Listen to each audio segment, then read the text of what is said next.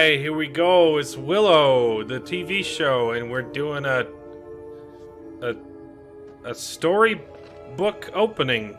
That's not promising. You know, hey, let's give it a shot. You know, I love the movie. It's too early to judge this.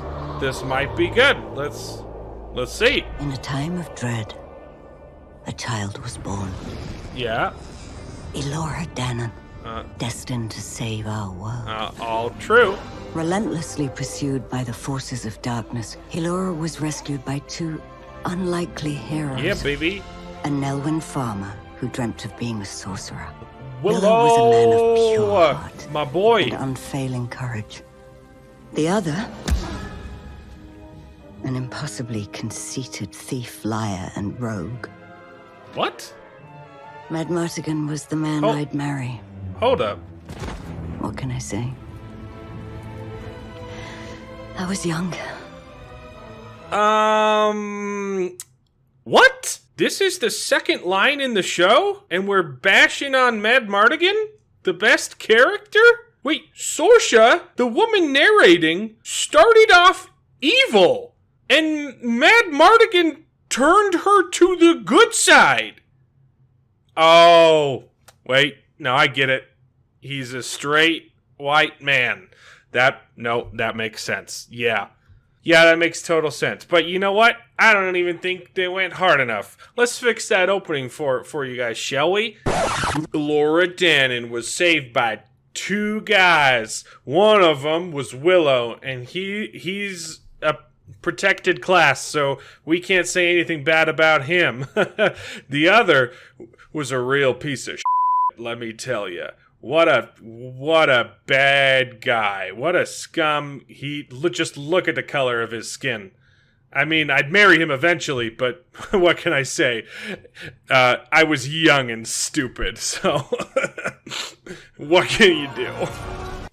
I hated her so much. It flames on the side of my face, heaving breaths. I fixed it for you.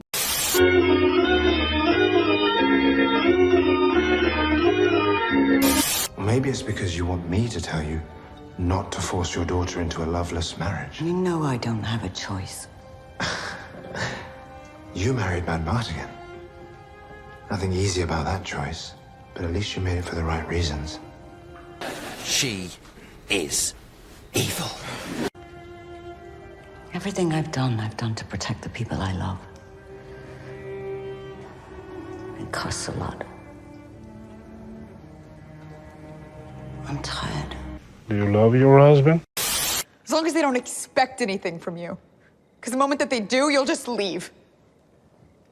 Just like Dad did. I'm not him. Kid, I'm not going anywhere. He's a real piece of shit.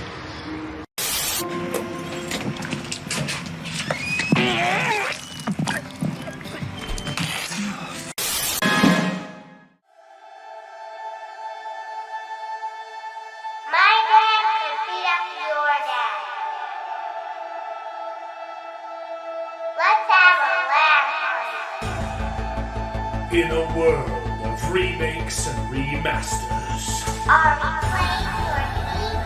what was once sacred and cool has now soured and become lame.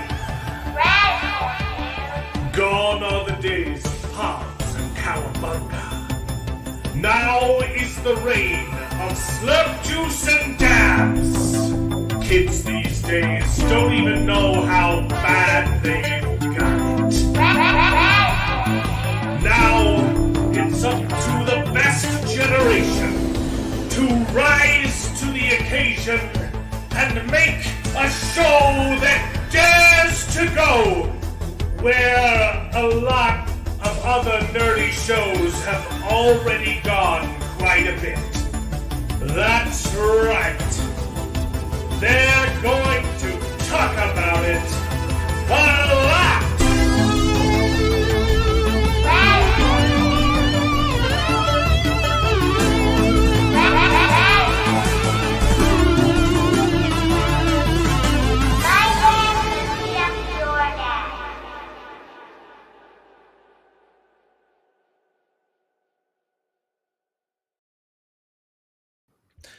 Hello, everybody, and welcome to the show. We know you have a lot of choices of things to entertain yourself with on this fine Sunday evening, and we thank you for choosing Spirit Airlines. This is Best Gen. The show's called Best Gen because we're all roughly from the same gen and happen to think that it's the best, not because we as people were better, but because our entertainment was, and we'd like to complain about it. It's nerds complaining about nerdy things. It's really nothing new. But thanks for joining us tonight. We're joined by me, of course, and we're joined by my cousin Jared, and we're joined by my brother David, who's got a channel of his own called the Shelf Help Gaming, and we're joined by Bearded, whose beard's back. It's Very much nice. better. It's so much better. it's coming back in. It's sitting there. And we're joined by the Angry Mexa, who has got his channel of his own. He's almost at 700 subscribers. So if you're not over there already, I don't know what's wrong with you because he's hilarious. And we've got a lot to talk about. I'm very upset. I'm not happy. And I might swear tonight, and I try not to, because oh god, I watched Willow. I stupidly said it didn't start till next week, but I got it wrong, and I hate it so much. Yep. Is it at the level of Rings of Power, though? That's my main question. I go back and forth whether it's worse or not as bad. I don't know. In some areas, it's worse. But Rings of Power is on a whole different level, just because they spent so much money on it, right? Mm-hmm. Exactly. You can't say that anything is worse than Rings of Power when it had so much potential. Now, true. Even with like the lack of quality and like behind the scenes, all of the things that they were doing to like just ignore Tolkien's work, I don't think that there was anything like outright offensively saying Tolkien's an idiot in the show. But Willow does it to both Madmartigan and to Willow. Yeah. And just completely destroys their characters. So I think that it's better than Rings of Power, but I hate it more. It's in the same boat as Wheel of Time for me, in that yes, Wheel of Time is technically a better made show than Rings of Power, but I hate it more because of what it does to the source material. Yeah, I think that's a fair statement. I mean, now the real question is which of those do I dislike more? I think it's Wheel of Time, because I had hope for Wheel of Time, and I was on board for the first half. I was enjoying it. It was mostly kind of accurate, and then just woo boy. With Willow, I kind of saw it coming. I didn't think it was going to be good, and my expectations were not subverted there. Yeah, so, but it can always get worse. It what? Leave, please. Don't. Bro, why did you say that? Because in the Rings of Power, we got that very same thing, that we got 2 decent episodes, and then the whole show was a complete mess. So I'd argue on that 2 decent episodes to begin with. I don't know. Well, imagine that even the 2 first episodes are not decent, are pretty bad, with like 5 minutes of decent or 10 minutes of decent each. Well, the audience agrees that it's definitely the best generation. I kind of put 80s and 90s kids together in like the same group. Sure. Even though if you look at like the technical divisions of generations, it's probably two different ones. They kind of act most similar, in my opinion. Yeah. So the same media. We got to grow up with the same videos. Like, Dave likes to claim he's an '80s kid because he was born in like the last month of '89. But he's a '90s boy. He's a '90s boy. Who are you talking?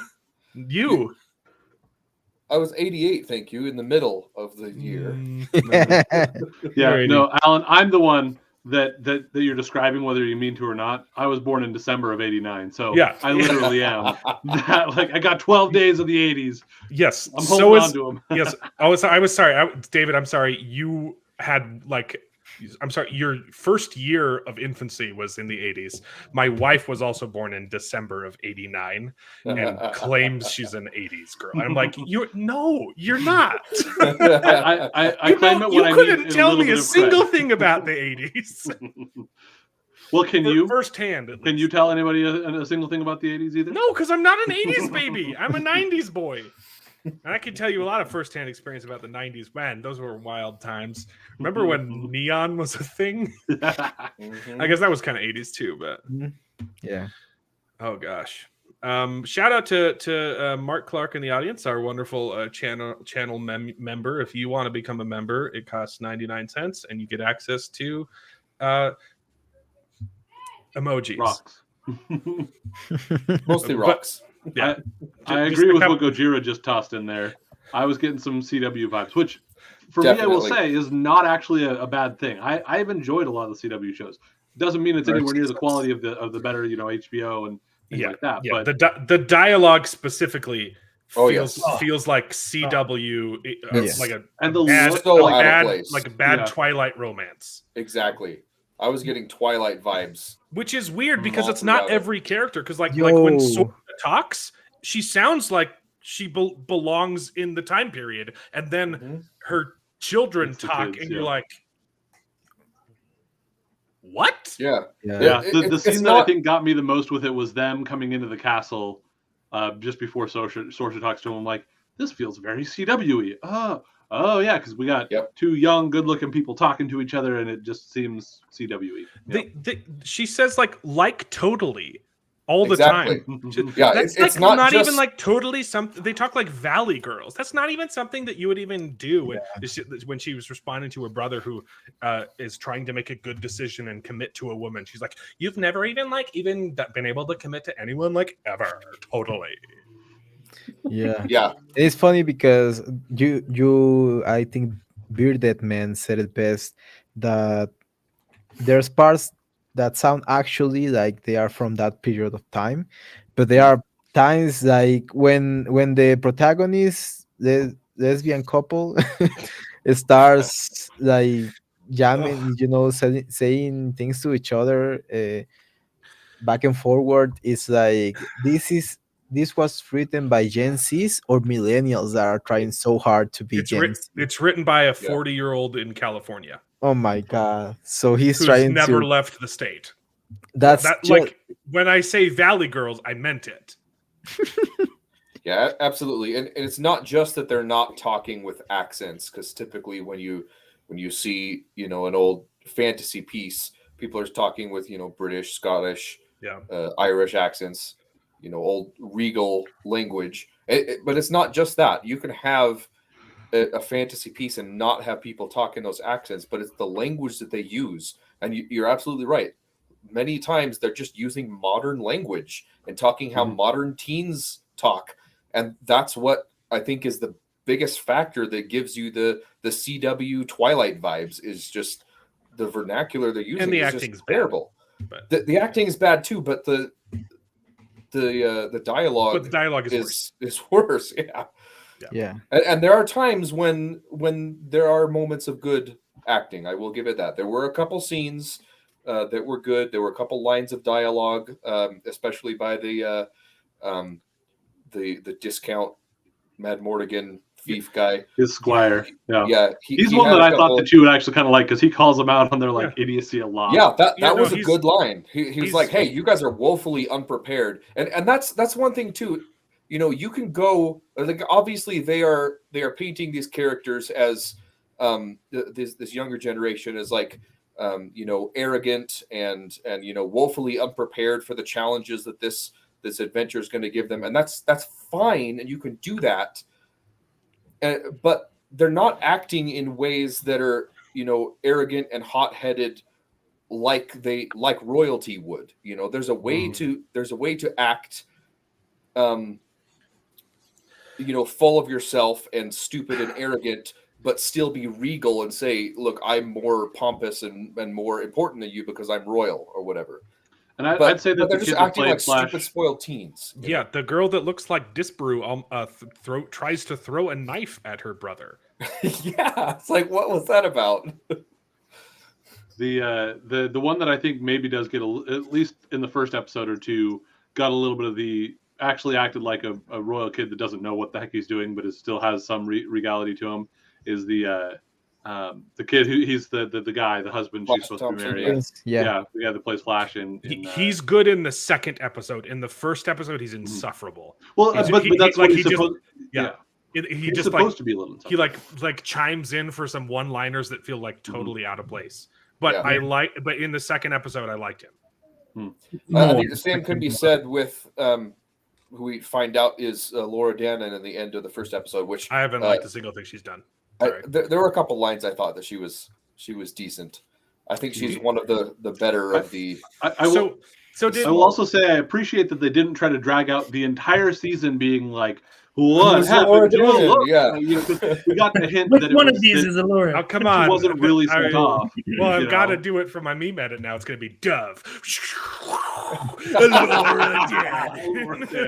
That's funny, yeah. Bro. It was so obvious that they didn't even gave her a name. They just called her Dove. I was like, second episode to actually give even a real the name. freaking subtitles, That's because I brutal. always watch with English subtitles. The CC. And it said Dope, and I was like, "What's her name?" It was kind of odd that they kept that the Broomhilda name a secret until the second episode, like that. Like they just called her Dove. They didn't find any way before that to give us her actual name. To then, I don't know. Maybe it was kind of an odd choice, but I will say so. I'll just toss this out there because I'm definitely going to be one of the few voices out there saying anything like this.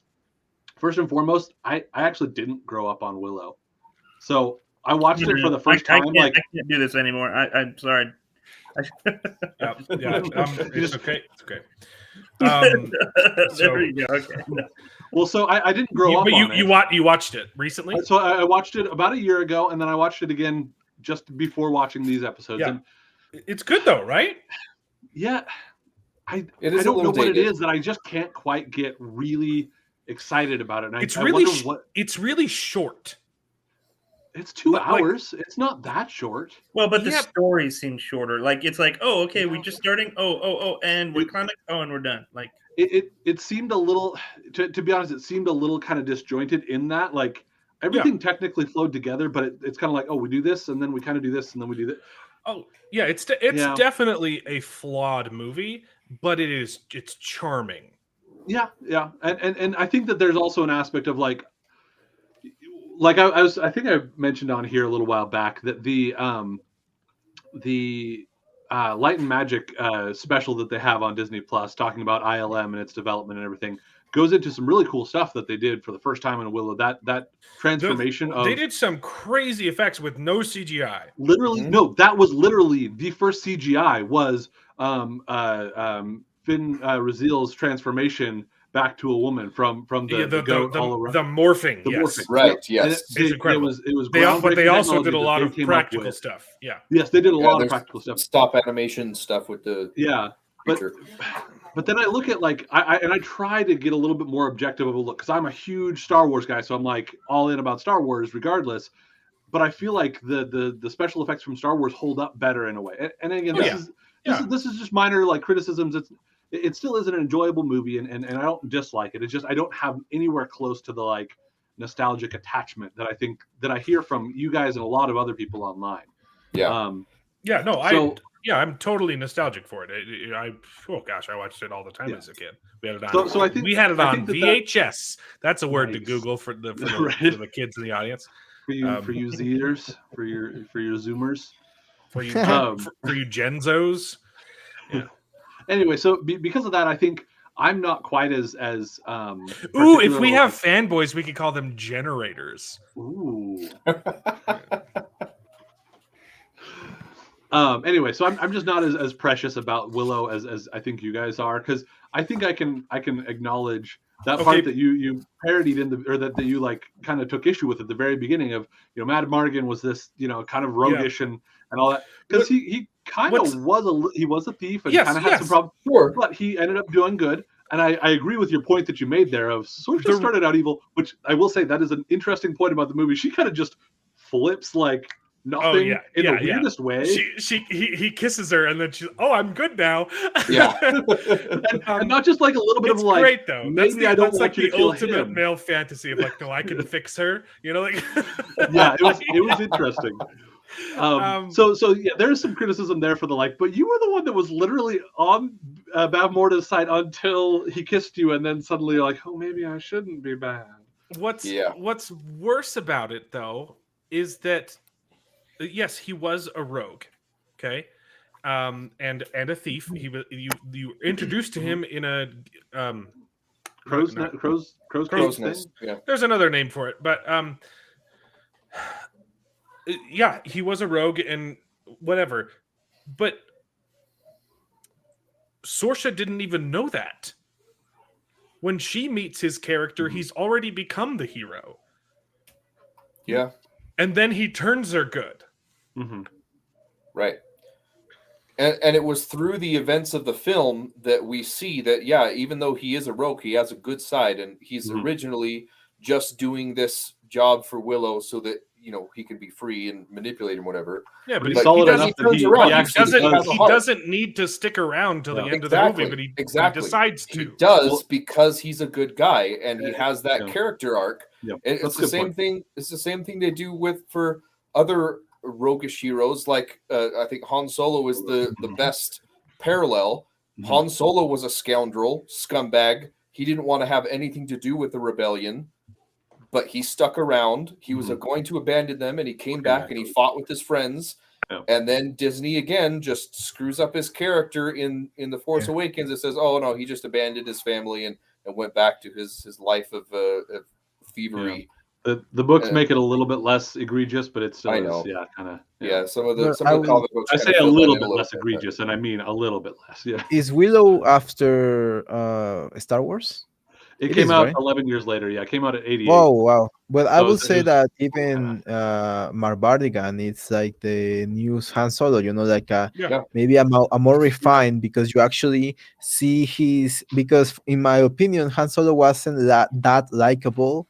Maybe he was more in the third movie, but at first he was like, okay, he's kind of cocky and. He doesn't care about anything but himself, so he's not a likable. He's a very reluctant hero. Compared, exactly. Like at the start of the second movie, he's trying to run away. Yeah, but by the second movie, it's like that scene in Hoth is like, wow, this guy has a heart of gold. This is not just a bandit. And Mardigan as well. He takes care of a child that doesn't even know. And he grows to love her just as Willow, and they both take. It's such a great movie. I never seen it before. This was my first time seeing it, and it was great. I thought that. I mean, bro, we didn't get that in Mexico. What do you want me to say? I know. Yeah, we don't get those. Not even Star Wars. I believe that I watched Star Wars until, like 2, 3, 4 years ago. Because it was not a movie that was in cable. I mean in air, open TV, open source TV, whatever.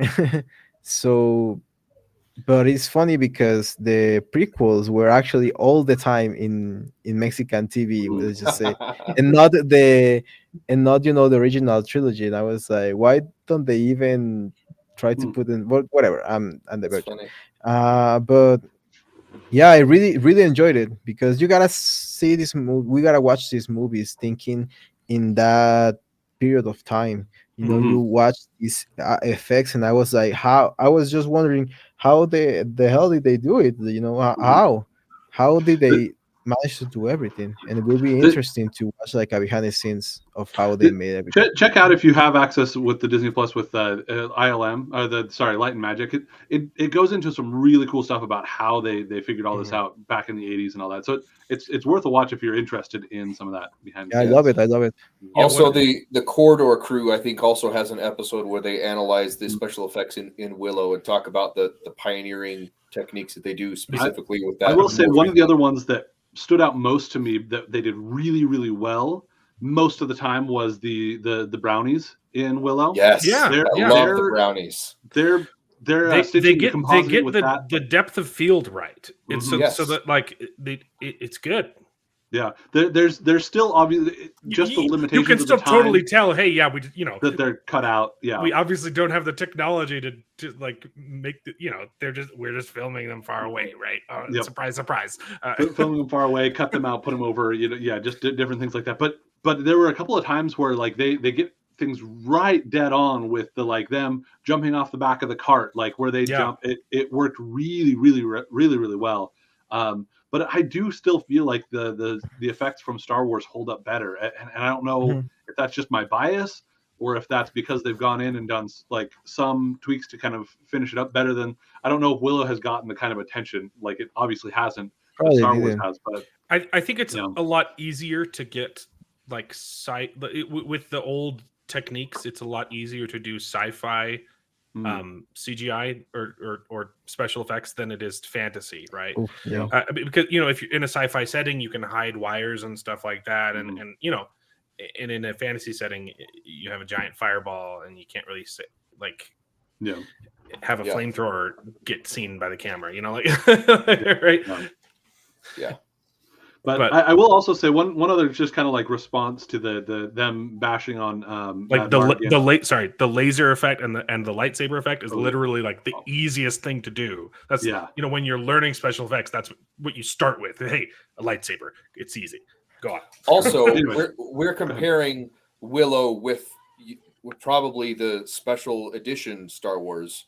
If you go back and watch the original one, some of those effects were a little bit janky too. Like when he first turns on the if you lightsaber, can find the originals, come on, release the original cuts, guys. My parents still have the VHSs. I need to actually go back and get them. But my dad sold them. He's so dumb. Yeah, I grew up, but that's the version I grew up watching was the actual originals, not the special editions. Same here, yeah. But we had them all. We had them all on DVD, and then he bought like a box set with all 6, and sold the VHSs before we knew that it was all changed. Yeah. So yeah, that is a good point, David. That it could be a little bit with that specialized editions, but I still think most of those effects still hold up pretty darn well. That's just me. Again, it could just be a bias. There could be other things to Alan's point of the easier to do in a sci-fi setting. But anyway, I did want to say with regards to the Mad Mardigan bashing, I felt like, so it started out, it mentions him being, a rogue and a scoundrel and whatever. But they throughout the next 2 episodes, they do a lot to point out that maybe that's not really like whether or not she feels that way about him or feels like he was a bit of a rogue, that he maybe didn't just run off. And they talk about maybe he was going after these, maybe he was going up, maybe there's something else going on. However, but she still has the conversation in the jail cell, and he says, "Oh, there was nothing easy about your decision to marry Mad Mardigan." Right. And she doesn't dispute it. And then she says, "Look, everything I did to protect the people that I love. Obviously not thinking about my husband in that sentence." See, and for me, when I saw that, what I interpreted out of that was it wasn't easy to marry Mad Mardigan because he was a rogue and a scoundrel, but you did it because it was the right thing because and you're coming from, you were the daughter of Bavmorda, you were the daughter of the evil queen, but you decided to marry this person that overthrew your mother and decided to grow up and take the right, do the right thing by marrying him, raising Alora, having kids. It didn't seem like oh wow, it was hard marrying him because he was such a. I interpreted it totally differently though. They were in love.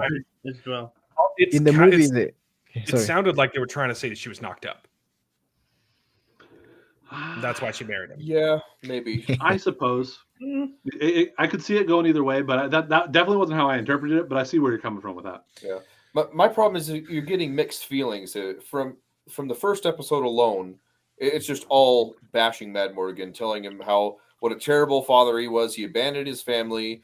Sorsha married him, and it was more or less a mistake in her younger years or whatever. And even if he didn't abandon his family like they tried to apply in the second episode, Sorsha lets her kids believe that he did. Exactly. That's my problem too. So in the second episode, we find out, there may be something more. Maybe she sent him out on a quest to help something, and he died or didn't return. He may not be dead. We don't know.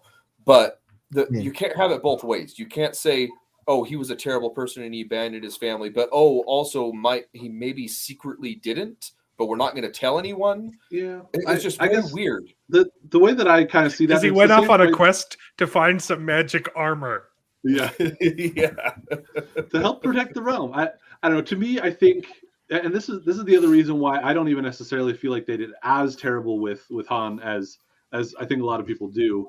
Is the same sort of thing of where I think the way I'm seeing it, at least currently, is he had a wanderer's spirit, and that doesn't mean that he wanted to abandon his children. He was struggling with I want to be out and about and adventuring, and I don't want to be just domestic in home all the time, and trying to struggle with that. And her sending him on the quest was, hey, you need to get out there and you need to be able to be the kind of adventuring, active person that you are. But you're struggling with how to do that with the good things that you have grown to become, the more caring person that you've grown to become. But just because you're a more caring person doesn't mean that you don't still want to be out doing stuff. So here, go on this quest, because that will be a way that you can be protecting the realm by going on this quest and fulfilling who you are, while also still being able to do the good that you have grown to become. Then why tell the kids? Yeah, your daddy abandoned you. Yeah, he died on a noble quest trying to protect the kingdom. I still don't even like that excuse, because when you have kids, you grow up. Like you change, or some people don't, obviously, and they're stupid. But Mad Mardigan is not that man. And we can tell he's not that man because of the way he took to liking this child that he just met, right? So just playing devil's advocate on that, since we have a sequel series to the Devil's Hour coming out with Devil's Advocate for me, just play a little devil's advocate on that. When he first took Alora, he did take her. The third season is called The Devil's Dozen or something like that. I don't know. So they when he first gets out of the cage, he could just run off and be like, see ya, but he actually does take Alora and says, I will take care of her, right?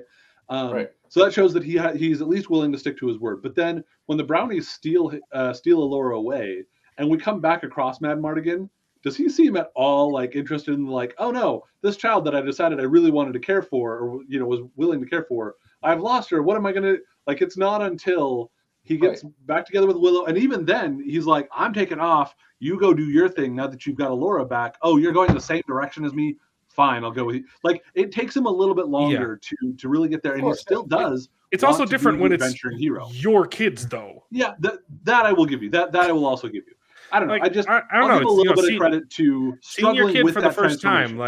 Something flip switches in your brain. Unless you're a sociopath, something literally just flips in your brain. You're like, oh crap, I'm an adult now. And if I'm not, I have to at least pretend to be. Yeah. And as one without actual kids, I will give you that, to the two of you that do. But to me, I can at least give a little bit of credit to struggling with that. And maybe, and again, Sorsha maybe framing it wrong or keeping it framed wrong for the kids becomes a problem. But we'll see how that plays out. I'm still willing to give it a chance, because to me, they tiptoed along that line in a way that didn't say flat out, this is the way that it happened, but you're led to believe that. And I think that's going to be a bit of a bait and switch, and that's why they started out with her saying oh, he was a rogue and I was young, but they didn't say that was a mistake. They just imply it so that they can kind of roll that back and kind of bait and switch us with that. Is my guess. I think it's a stupid way to bait and switch someone. Yeah. And again, I think that's probably because I'm not as precious about Mad Mardigan as you guys are, and that's if you're right. That is if I'm right. That is true. Yeah, that's a good point. Hey, let's make everyone feel like crap so that we can say no. It turns out it was a good movie all along. Yeah. I don't. It's dumb. It's dumb. Anyway, that's just kind of my take. I know I'll probably be one of the few. The lone voice. I understand what you're saying. I didn't hate it so far. I understand what you're saying. I completely disagree with it, but it's like I get where you're coming from. Yep. That being said, yeah, some of the dialogue, some of the CW-ness, it's there. Yeah. Yes. So Elora Danan is she's the muffin lady. She's the muffin man. She's the muffin ma'am. And they intentionally cast someone who wasn't a redhead. And then wrote it into the script that they dye her hair. Yeah, that was weird. So that they could have a bait and switch in the first episode. Yeah, a little. But this is like medieval times, and she doesn't even have roots. Like, I will also say they implied it was some sort of magical elixir that. No, they said it was like beetroot or something. It was lemon juice and something. I don't know. I will also say people's hair does shift a little bit as they age. You know, I started out with a lot blonder hair, and it was a reddish blonde. Yeah. That you can even see some of that red coming out in my beard. But it's like I don't get the red anymore because it's darkened up. They clearly wanted you to think that Elora Danan was the lesbian, though. Yeah, it was the freckled one, the redhead, the one with red hair. Yeah, that's fair. For some reason, I was trying to figure out if it was the one played by my favorite character from Falcon and Winter Soldier, the terrorist Jesus. I was wondering, where do I know her? Oh, yes. Well, she was also in Solo. She was the Enfys Nest. I didn't hate her. I liked her. Yeah, she was alright as Enfys Nest. Well, I mean, most of the time we had her just as a masked, ominous figure, and then you get her at the very end saying like, "Hey, we're actually trying to help the rebellion," and that's all you really get of her. Yeah. Why would you call yourself Infested Nest though? I don't know. It's very Star Wars. Yeah.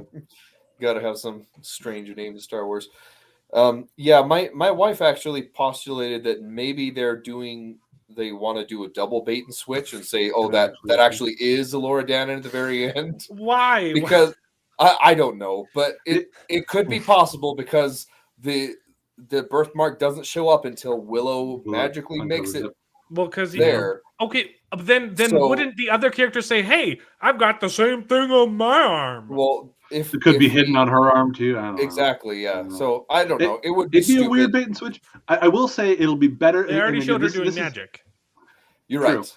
She said that before that happened, though. So. This is maybe to kind of respond to Angry Mexa, where I feel like comparison to the Rings of Power, the bait and switch that they did in the last episode of like, oh, strangers are on. No, he's not. That was a stupid double bait and switch. Really, really stupid. If they did a double bait and switch like that, I would feel a lot less bothered by that than I did at the Rings of Power one, because it's so much less obvious. Like even if it's kind of like, wait, where did that come from? It's at the very least not like you're telling us this, but we just don't believe you, period. So your bait and switch doesn't even bait us at all. Yeah. So at least in this situation, it would be like, oh, okay, we had a bait and switch that started the series, and then towards the end of the season, we give you a different reveal that, cool, it's a little, I don't know. I would feel a lot better about that one. So in comparison to Rings of Power, I would feel like this is better. Again, better is a relative term. So it would make sense from a narrative standpoint because they wanted to keep Elora Danan hidden in the first place. So then why would they need to reveal a fake Elora Danan? You're right. It's dumb. It's dumb. But I could see it happening. And like you said, Bearded Jared, I wouldn't be as angry as Rings of Power because they have worked it into the show that it could be, because they made specific mention about Elora not having the red hair, right? Red hair, yeah. And there was even that flashback said, "Hey, last time I saw you, you had red hair." That could be the decoy. Everyone thinks that this other girl is Elora Danan, but really it's not. So maybe the queen is the only one that knows for sure that person that she was taking care of, that was the muffin girl in the servants' quarters. They wanted her to think that she was Elora Danan, even though she wasn't. But I don't know. I don't believe that it's going to happen that way, but I agree. Go ahead, there is a possibility. Well, the thing is too. What I'm thinking about is that I mean, I could see that as a possibility because in his dream, in Willow's dream, even it just shows that she's dead. And I think that he's making a lot of assumptions, saying, "Oh, this is Elora Danan," and so that's why he recognizes her, right? Is because he saw her in the dream, and I think that's why he's initially saying this is Elora Danan, but that doesn't necessarily say that it has to be Elora Danan. It's just the girl that he saw in the dream that he's assuming is Elora Danan. I think this is a very weird thing to speculate on. I agree. This was all before she did the magic, so we're like, oh, that could be a possibility. But then after she did the magic, I think it's pretty much confirmed it's Elora Danan. Well, but I think somebody else could do magic too. Like it's not just Elora Danan that could do that. Yeah, you learn the words. No, you have to be a Skywalker or a Palpatine if you want to do the Jedi stuff. I will say the thing that actually threw me off the most about the fact that this Broomhilda Dove person doesn't know that she's Elora Danan is that in the movie it is indicated that Elora Danan as a baby is cognizant and aware and chooses Willow and is more aware than you would usually expect out of a baby. And so I would expect that just as she ages, that like barrier of being a young infant and not being able to communicate would be broken down, and she'd be more aware. Well, so, that just goes to like the plot of the TV show, which I also think is stupid. That, like doing the Frozen thing of, hey, let's just pretend like magic doesn't exist, except that they don't even do that. They ban magic, but only for their kingdom. They create a magical barrier that seemingly doesn't keep anything in or out. I don't know what it does. Also, there's just a hole in the barrier that you can walk through, I guess. But they said there were guards. It doesn't make a lot of sense. But even if it did work, you would only stop magic inside of the barrier where presumably the good guys live. So everyone outside can still do their bad magic, and that doesn't solve anything. Well, we don't know exactly what the barrier does. I assume that it was. I don't think the writers know what it does either. Yeah. I'm assuming that it just shields them from detecting Elora Danan inside the bubble. And we know that does track with magic because there's people inside that attack the castle. They're inside the barrier and they use magic, so it's not blocking magic. And we will. And so it's not blocking people from going in and out because Elora Danan just leaves. But she did ban magic within there. She said it was illegal to do magic. I will just breaking down a little bit of what the barrier. I think it doesn't. So the Elora is able to walk out of the thing, regardless of the little hole in it, the gate. But she's magical, so maybe she's magic, so maybe that works. But maybe it does stop people from walking in anywhere but that gate. And it does seem like it was supposed to be guarded. It was a little bit weird because you walk up to it and you're seeing no guards, no nothing. You're like, why do they just have a gate that is not guarded? But they do. They also reveal that everybody's missing. The garrison should be here. If there were guards there, though, the way that it's set up, like it's not a place that is guardable. If that makes sense, that's true. From the outside, and why on earth did a dove need to cross the gorge on a tree? So first off, they were on the road to the gate. Yes. And then they said, no, you need to, Dove, you need to go home in the morning because you're too little, right? So she wakes up early to leave and doesn't follow the road to the gate for reasons. It doesn't make a lot of sense. And they say, I don't know why any of it happened. Because all she would have had to do was just wake up early and leave. But instead, she wakes up early and finds an alternate route. if you're doing that, I would assume it's because you don't want to be found by the group. But then she immediately goes back to the group after passing the barrier. If you wanted, she was walking along and the group found her. If you wanted to do that, you could have just taken the road. Yeah. The other thing that really confused me was the prince dude reads the inscription, and that seems to cause this big thing. Stop reading. So far, at least, has led to nothing, and it's a weird choice. Even if you do decide to have that, it turned out he woke this up. You gotta, if you're gonna give us that ominous shaking that something happened, you gotta give us a little bit more to connect, other than he read it and it caused I don't think an there was a earthquake reason that almost made her fall in. The reason was to make her kind of almost fall and to make that scene. That's literally all it was there for. It wasn't actually doing anything else. Yeah, I agree with you. I think that's right. I want to think that it was supposed to have woken up something or at least stirred something that was going to come after them. But since nothing did, I'm at the point where I am right. done giving any writer the benefit of the doubt. And maybe they're doing something smart here. Until I'm proven wrong that you are not stupid, I'm going to assume the answer to the question is why did this happen in the show? It's because the writers are stupid. Yep. That's fair.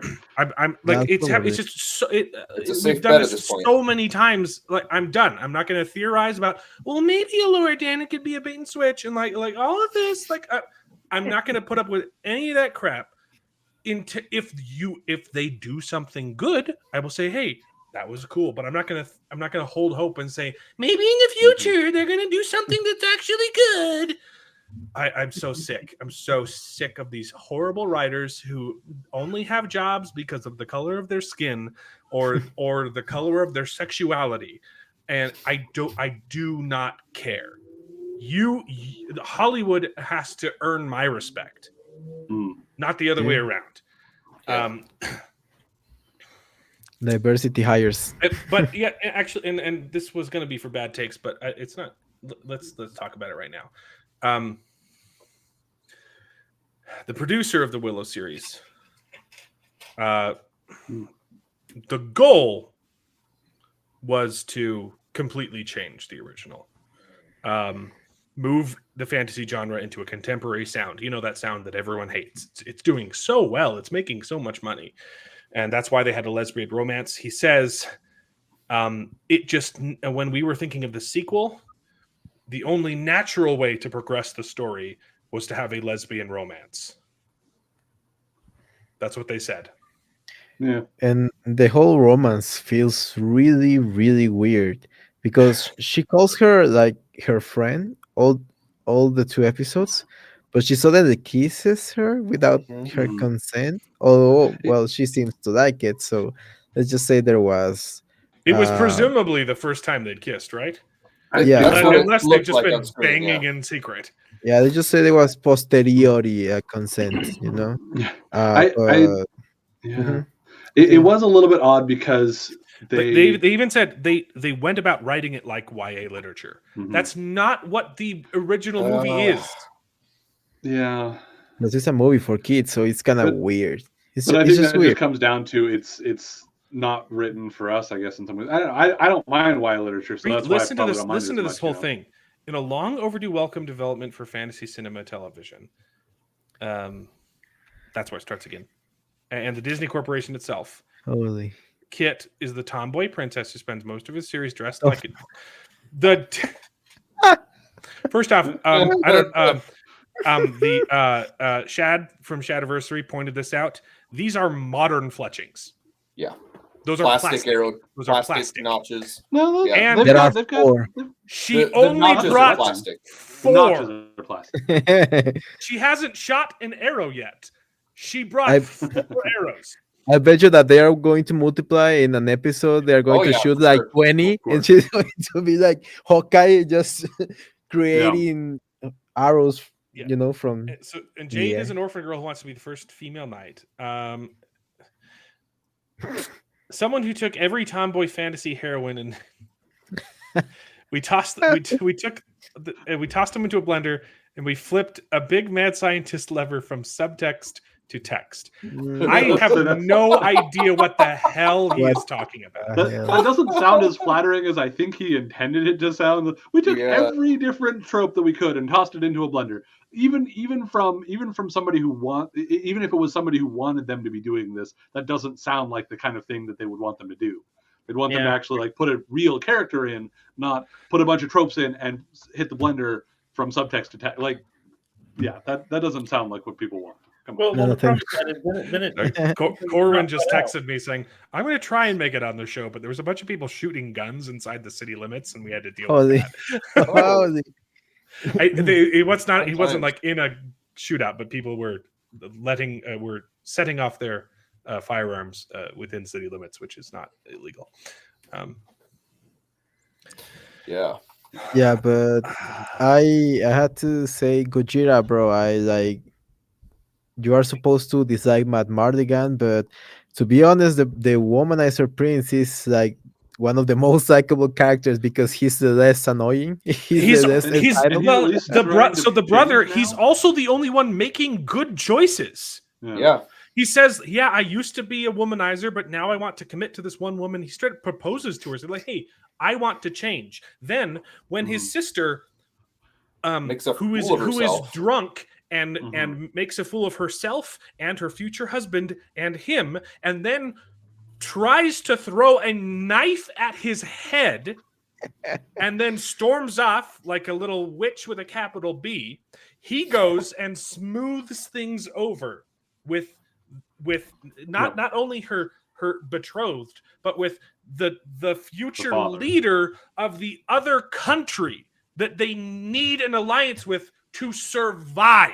He smooths things over, then goes and talks to his sister, say, "Hey, look, I talked to him, and he says it's okay. He understands that you're frustrated. You're getting forced into this relationship, but he's in the same boat. I talked to him like, if you talk to him tomorrow, like I smooth things over. I'm trying to help you." And then the sister cusses him out, and then his mom cusses him out and says, "How dare you, you white privileged bigot, stick your nose, and how dare you come in and try and understand something you couldn't possibly understand with your cis white hetero brain." Are you kidding? The moment she said that, I was done. Yeah, I was I do think teetering on the fence with the intro, bashing Mad Mardigan, and when the mom says that to her son, I am done with this show. And she's supposed to be the wood woman, you know. She's supposed to be the one that made a lot of sacrifices for her family. And she doesn't even say sorry afterwards. Like, I can understand maybe, like in a moment of passion, right? Like saying something that she doesn't mean. She doesn't even apologize afterwards. She sends him away. Because she doesn't think that she's wrong to say that. And then he says and the to her showrunners sister, don't think they're wrong to say that. and then he says to her sister, like, "I love you. I want to, I want to be by your side. I want to help you." Even I want after to that, and then he she says, "I still love you." And then she keeps bashing on him, and you sound like Matt Mardigan, and he's like, "I'm not my father," and I was like, "Deadbeat dad." No, trust me, I'm not him. I'm a sensitive boy, but then they have to have him be kidnapped because he's the only interesting white man. Exactly, he cannot be the hero. The only thing I like about that part, it pisses me off. Go. But before we get into the battle scene, because it's so bad, the right before when he's like, "Oh, I'm the second best swordsman in the whole realm," when he starts doing the Mardigan tricks that that Battle Kimber used to do. That was like, I thought that was he actually like practiced. He's good. Yeah, he's good. Exactly. Like the actor is good with the sword. Yeah. Unlike his counterpart on screen, where the fight scene between the two lesbians is choreographed horribly, and they have to cut so many times so that because they can't be bothered to learn the choreography. Oh my god, that scene. But yes, and then she says something like, "Oh, our love will give you strength, and he's like, okay.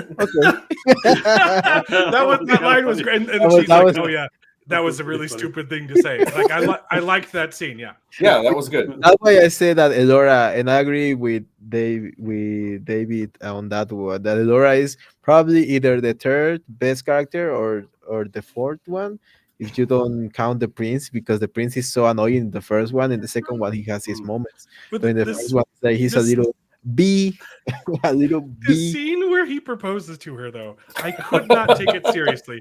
It was.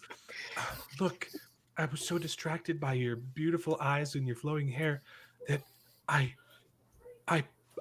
burnt my muffins. Not your muffins!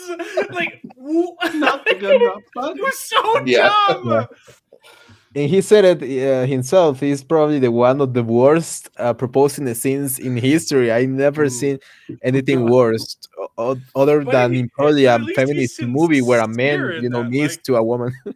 I will give credit at least to some of the fact that, like, his sister doesn't believe him, because if he has had a history, and she has not seen their actual interactions, I can buy that she doesn't buy that he's changing and becoming better. But sure, I hope that they overcome that one. Not too long. She's just Galadriel 2.0. They're trying to write a strong female character who don't need no man, and she's coming off as just a vindictive bitch. Yeah, I don't like the princess at all. The writing of her. I mean, like, for example, later when she gets sent on the quest, right? She's like, "I'm going no matter what," and you can't stop me. And then the mom's like, "No, that's what I was saying." No, like you literally didn't even hear. I said yes. And then she's like, "Oh, okay." What in the world? Like, what is this writing? Like, yeah, I don't know. That was kind of a standard. Like, it wasn't clever in any way, shape, or form, but they do that all the time. Well, yeah, but I mean, it goes back to, like, but it makes her character look bad. It makes her character unlikable. Yeah, well, like, just I don't know. I still say she is a far cry from Galadriel. I think Galadriel was much less likable. I mean, she can always get worse, bro. She can always get to Galadriel levels, bro. And I think Galadriel started at that level. Like, that's what I'm saying. Yeah, you're right. No, I think I'm definitely a lot more opposed to this princess than I ever was with Galadriel. Really? Yeah, like, well, 100%, 1,000%. She should have known her entire life that her only responsibility is to get married. That's all princesses do. Right. That's literally your only purpose. Even it's not a sexism thing. That's princes too. That's their only purpose. You marry for political gain. That's why they exist. Okay. And she's so it's this modern, like, oh no, we can't do that. And she talks to the boy, we don't have to rule things like our stupid, dumb, idiot parents did. We can change things when we're in charge. But what did their parents do wrong? Aside from banning magic, yeah. Aside from magic and trying to hide Laura Dannon's identity, and apparently running off after a magical set of armor. See, the problem is that there's just no depth to any of these characters. Like, that's the thing. Like, I find the trouble with it, and this is why I think I don't like the princess so much, is there is no depth at all to anything she says. Like, I'm not getting any history. I'm not getting anything. The only history that I've got from her is, oh, okay, her brother might have been a womanizer, and she's trying to be a stronger woman character.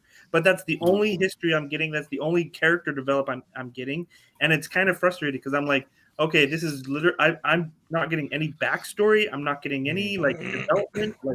Which is why the scoundrel discount Magmortigan thief guy is probably the most intriguing character, because we get a little hint of, he was with Madmartigan when they went off on this quest, and something happened, and now he's in prison. Yeah, no, he's good. So well, this is a great comment, and this is a symptom of the same thing that Jared was just talking about. No, I totally agree with you.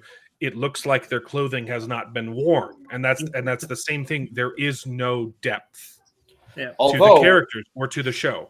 Although I will say that the costuming it's better than Rings of Power. It is way better than Rings of Power. But they still could have gotten mud on them, Yes, exactly. They are too clean. You're absolutely right about that. Yeah. But the costuming is better than Rings of Power. The only one I actively dislike is Alora's costume. This one, it looks ridiculous. No, I like weird.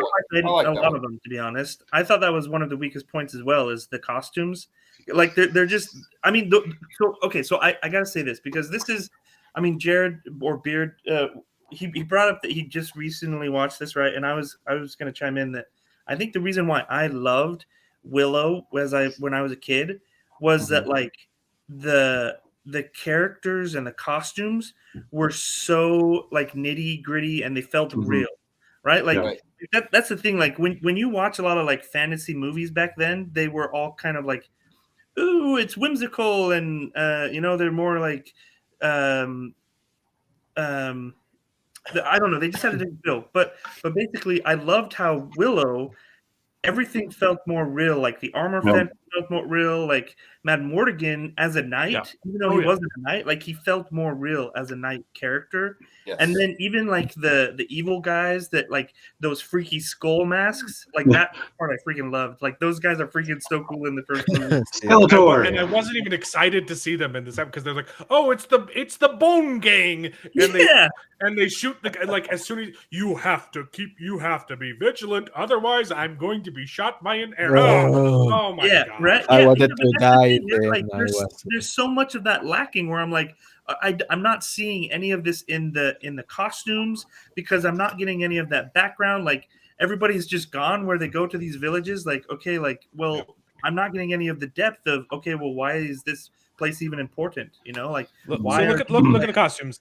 This is a good costume. It looks like he's worn it. This is a good costume. This is ridiculous. It looks like leather and plastic that's never been used. I agree. This one's mediocre. Okay, I hate this one, and that one's fine. But you're right. It all needs to be dirtier.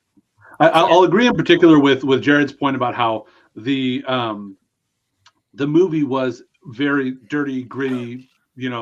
Very, very actual medievally feeling. You meet Mad Mardigan, and he's just covered in literal poop. My wife, as a dental hygienist, was checking out his teeth, being like, "Oh yeah, what they did with his teeth looked like real, like actually looked like the staining that would have been real, not like fake painted on makeup staining. It looked like real staining anyway." But so I will say that. I will say though, so the connection between what that was and what this is, I'm not sure I can track it, and so I'll give you 100% on that. If we take the conceit of the fact that this has started out as they're in this idealistic protected kingdom, and those two in particular have never been out and about, I can buy in that they've got their armor is a little too shiny and pretty and whatever. Yeah. It still doesn't, even if it's not dirty, it looks dumb. I like the armor in this, to be honest. Like the knight's armor from the Queens. Like I'm like, that's not bad. Like I like that. But the Valentine guy was probably as well a lot. It's okay. It's okay. They made the TV show better than the movie because if you look at the original Willow, it's not very diverse.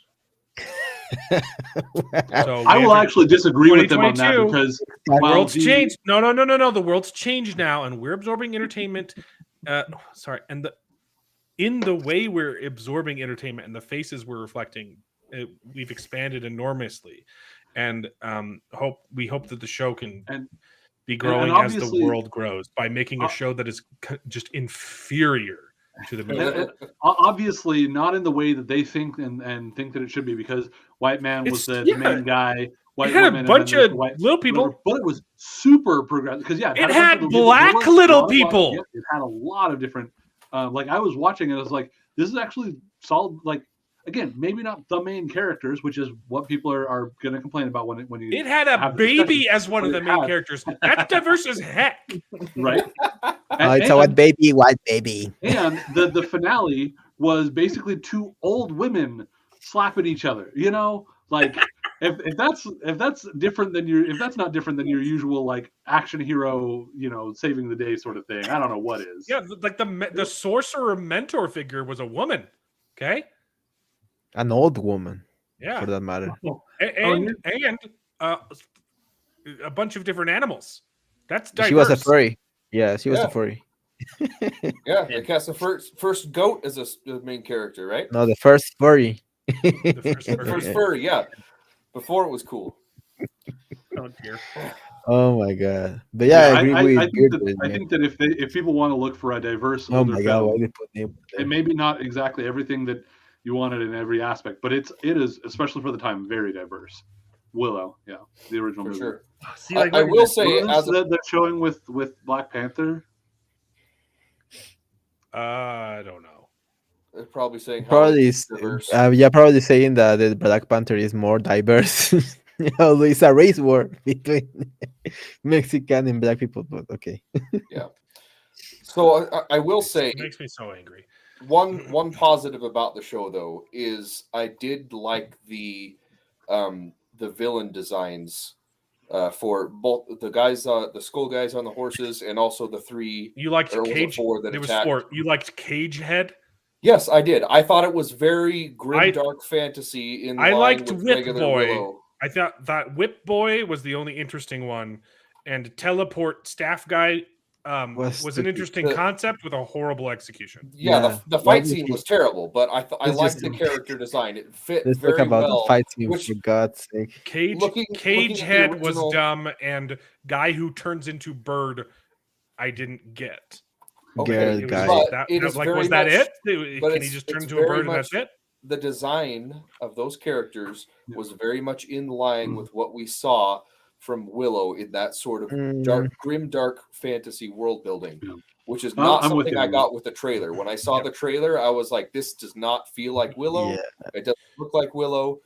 But I got to hand it to him in that particular instance with those character designs. I think they nailed the aesthetic. Now, whether that the baby was a colonizer, so it doesn't count as diversity. I'll definitely. I was just going to say, I'll definitely agree with you, David, on the fact that for the most part, the look and the feel of the show is nothing like the movie, except that's probably one of the closest spots that they got to was those villains. I'll agree with you if we would have been able to see it. It was so dark. Yeah. Even the non-fight scenes were dark in this show. It's horribly lit. I think you need to adjust the light balance on your TV because I was going to say you keep saying stuff like that. Alan. Complaining about it was foggy and misty, but no, you're absolutely right. Some of the Wheel of Time and Rings of Power shots were way too dark. But I would argue that here maybe the problem is that the parts that are so bad that they cannot show them, like the dogs, like they don't even show the dogs. And in the movie in the Willow, it was so impactful to see the dogs, with the makeup on them, and they make them look like they look a little bit off, but they couldn't use CGI. They had to use practical effects. They were trying to do magical fantasy dogs, and that's probably one of the things that the movies like for more some years later Lord of the Rings probably took a little bit of those dogs, although those were CGI, right? Yeah, the original wargs. The wargs. The wargs from actual Lord of the Rings, not from Rings of Power. Those are the Chihuahua from Rings of Power. The Chihuahua pug versions of freaking wargs. Yeah.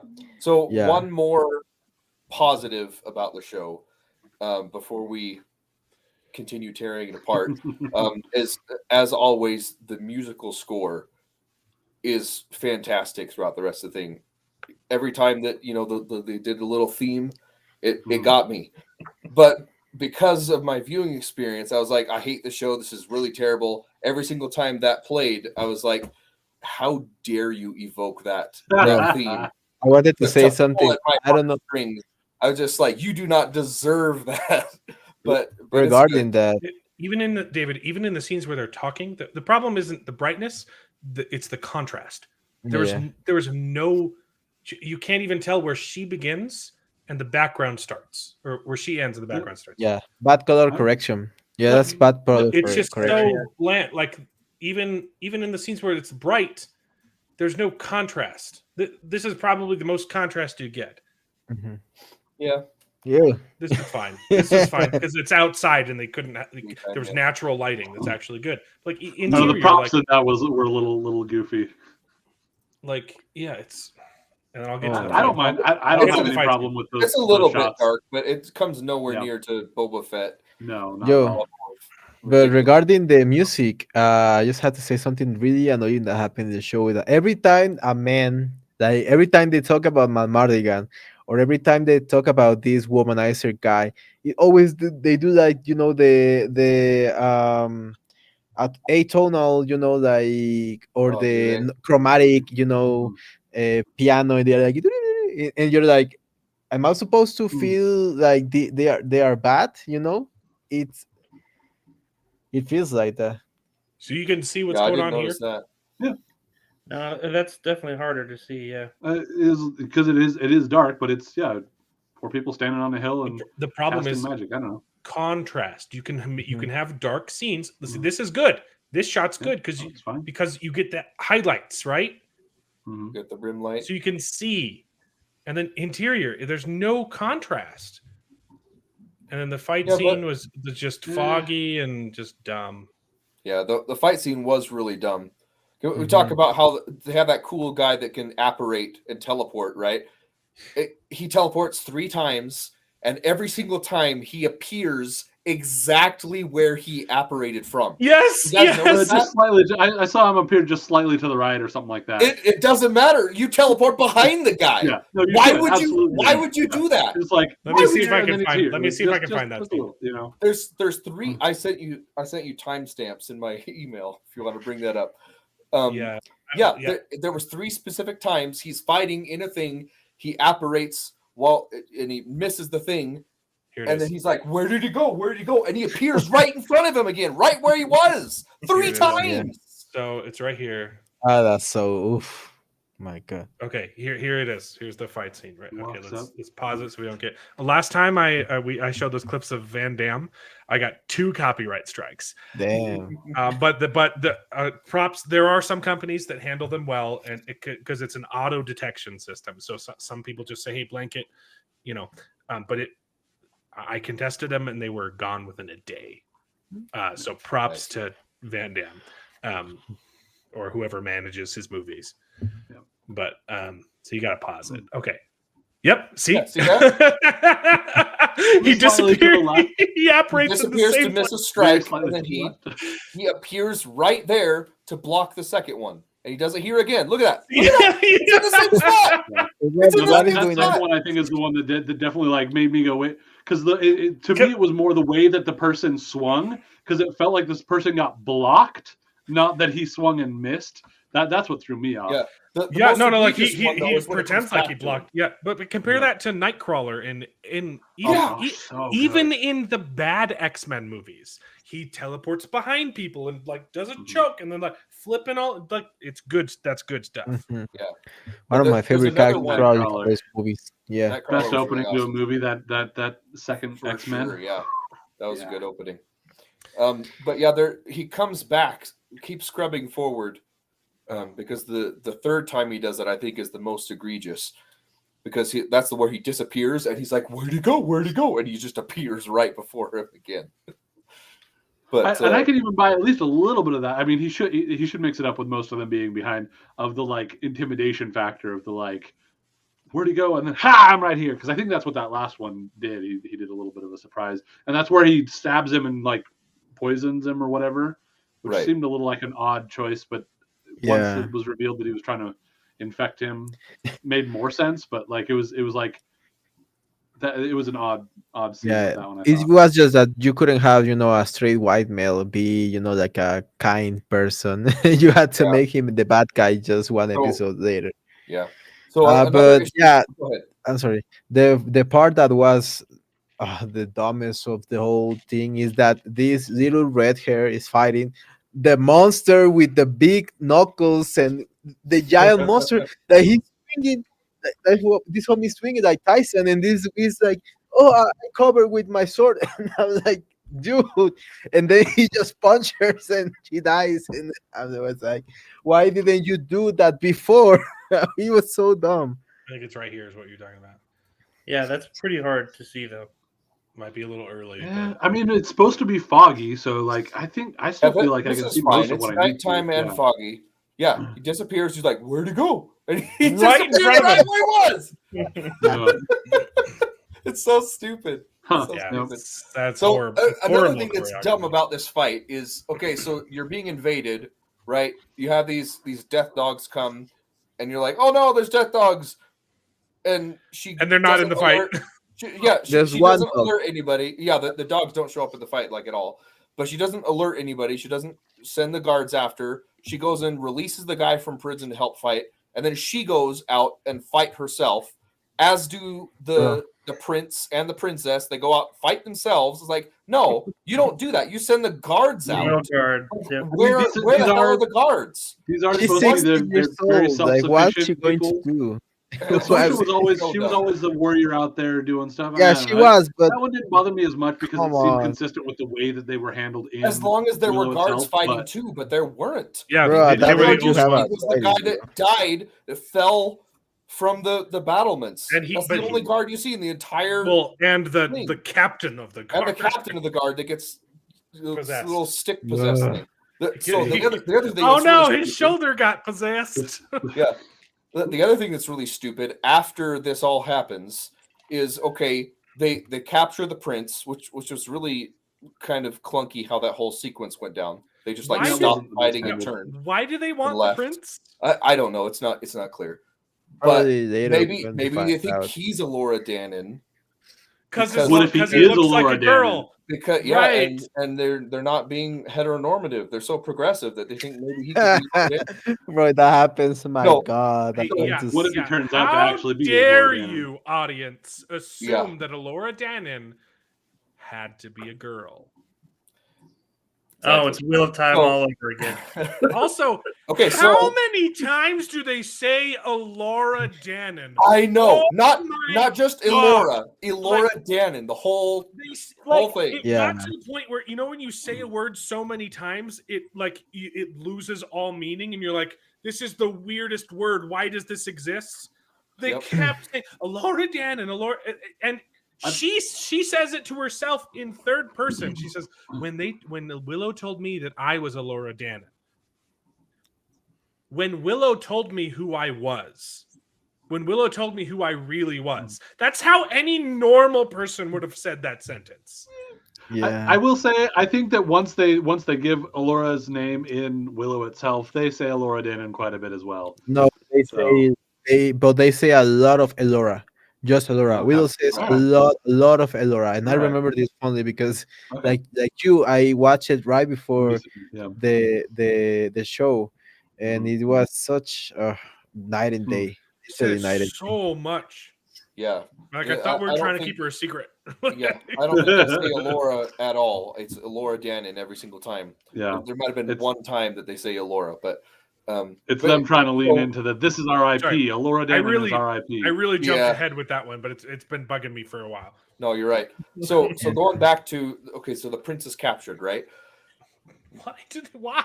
Let's not send the guards after him. Let's send the princess the after other him. important people. It's like, why the hell would you make Yeah, that decision? Yeah. Let's That does not seem like send an the odd captain decision. of the guard to protect them. Let's send this random criminal that we let out of prison. Okay, and the old guy who we're going to kill off immediately. and the What old was guy. the point of his character? I don't. I don't know, but So we he's- could have somebody the prince die. is like a son to him. So, Yeah, Yeah. he was too white. So you're not going to send any guards. You're going to send this vagabond with these kids, right? You're not going to send the captain of the guards with them. But Not then- even like enough people to make sure that the vagabond stays in line. Exactly. You're sending Yeah, one I- old guy. with some To me, I inexperienced, think also because they very know that- important people. Yeah. To me, it's. I mean, yes, they shouldn't have sent the important people. That you're right. It But did to me, kind of the show sending- that the queen trusted him already. Like Yeah. she's going to talk She to him. trusts in jail. him. She probably has him captured because she's doesn't want something to get out about Mad Mardigan or something like that. Because she goes and talks to him and immediately sets him free when she knows that they. Need I to don't know defend why the he castle even and- is in jail. Yeah. I Like, just why haven't you- realized yeah. why they told us why he's in jail, and I just remembered that scene. It's because of bestiality. Well, yeah, he's in jail he for said bestiality. He said even for that, but yeah. Yep. Yeah. Says remember That's remember right. that Yeah, we got but Corwin. I mean- he said remember that time, Hey! even the time in the haberdashery when I screwed a goat. Right? Oh, I just like the touch of velvet on my cock. Yeah, a haberdashery is actually a clothing place, not I meant to say the word that they said. That also They said starts with haberdashery. Yeah. He said haberdashery. That time in the haberdashery, I just like the feeling of velvet. Like, that's a clothing place. Oh, so what's he was. what's the word? What's the old word for zoo? Rack? I don't. Or like a coat? Or like a hat? Hold on. What are we talking about? Sorry. We're talking about how Willow's freaking garbage. Willow. Thank you, Gary. It's Willow. Thank you. Is he really in Willow, Mark? No, he's pro screwing animals. Oh, right. I forgot about that clip. Yeah, no, he just says haberdashery, and haberdashery is a clothing like making place. So I could have gotten it wrong. No, what's because there's another word. It doesn't matter. It makes no sense that he's on a prison with his like arms hanging over himself, like he's some kind of dangerous man when he's like the coolest guy in the whole show. I was thinking menagerie. That's my bad. The menagerie. The menage a trois. That's a different that's a completely different thing. Yeah, you're gonna get age restricted. That's my bad. Sorry, it wasn't a goat. He screwed a fur coat. Is that better? Probably velvet. We don't know. A velvet. He put a velvet coat on his cock, and that's why he's in jail. That's right. That's Willow canon. That's certainly what they're implying. How you doing, Corwin? Thanks for joining us. We're joined by Corwin, who was getting shot at today. Sometimes dispatches things very strange. So like it came out as they said my call sign, and then they said copy reporting party is being shot at by 2 adult males from across the street. He's hiding in his house, ducking for cover. And then about 20 seconds later, like I've got like multiple units heading that way, right? Because we're expecting like it's actual guns. Now it was 2 13-year-olds with a BB gun. That came out about 20 seconds after multiple units are multiple cops are heading that way. Then it was like then it was, and the funny part is on the notes, because we get the notes on our computer, it says in the notes, but obviously we don't read the notes that much because we're driving. It says in the notes being shot at by 2 adult males with a BB gun. But the 2 adult males were sharing one BB gun? Yes. And they were shooting at a kid? What? No, they were shooting at a neighbor. So they were both like, it was one of those ghost situations where like he was helping him hold and this is how you all I know is that this is how you cock the gun. Oh my gosh. Alan. Make sure you use velvet. Oh my gosh. Or probably one was like, "Oh, you suck at it. Just give it to me." And he started, he has better aim. Did you watch Willow, Corwin? I was very disappointed. Yep. Yeah. I mean, I wasn't expecting much at all. Yep. Like I knew it was going to suck. I just didn't realize it would suck as bad as it sucked. I mean, it was terrible. It was bad, right? Like it was CW so bad. Twilight levels of bad. Worse, in my opinion, because they actually had something to go off of, and I love the movie so much. I mean, the movie in and of itself it's old and it's cheesy. There's no getting around it. But I love it. But the world was really good. Like the world building. Like, exactly. It's just they put so much. You can just tell. The politics of the writers just seeps out of every character, it's just terrible. It's not good story writing at all. at all. Flat. It's just garbage. So will I watch the next episodes? Maybe if we're continuing to do this show because I love you, Alan. But apart from that, no. We're gonna continue making. Oh no, fun yeah. of The this only awful pile of trash. the only reason I'm going to continue watching is because I think it's important to call them out on ruining a great franchise. So, but I would not be watching this. Can I after those first 2 episodes? There's no reason to keep watching. Can I also just point out that I think it's weird, this whole premise that like they decided to put up a wall and like, I mean, because Corbin brings up the world building, and yeah, I think that's part of why you love Willow too. Like this world, and then they kind of destroyed it by saying, "Oh yeah, there's this magical wall, and like you can't go out past the wall. What's this wall? You can't go past." I'm like, what is this wall? Like that wasn't in the original didn't seem like there was much of anything to it. Yeah. No, the barrier they were talking about, that magical barrier, which we think, which I guess the purpose of it was to hide Laura Dannon's geo-tracking location, because as soon as she steps outside of it, everyone just can know exactly where she is. Magically. That doesn't make sense The either. world just got it completely changed. Yeah, it's completely different. Wow.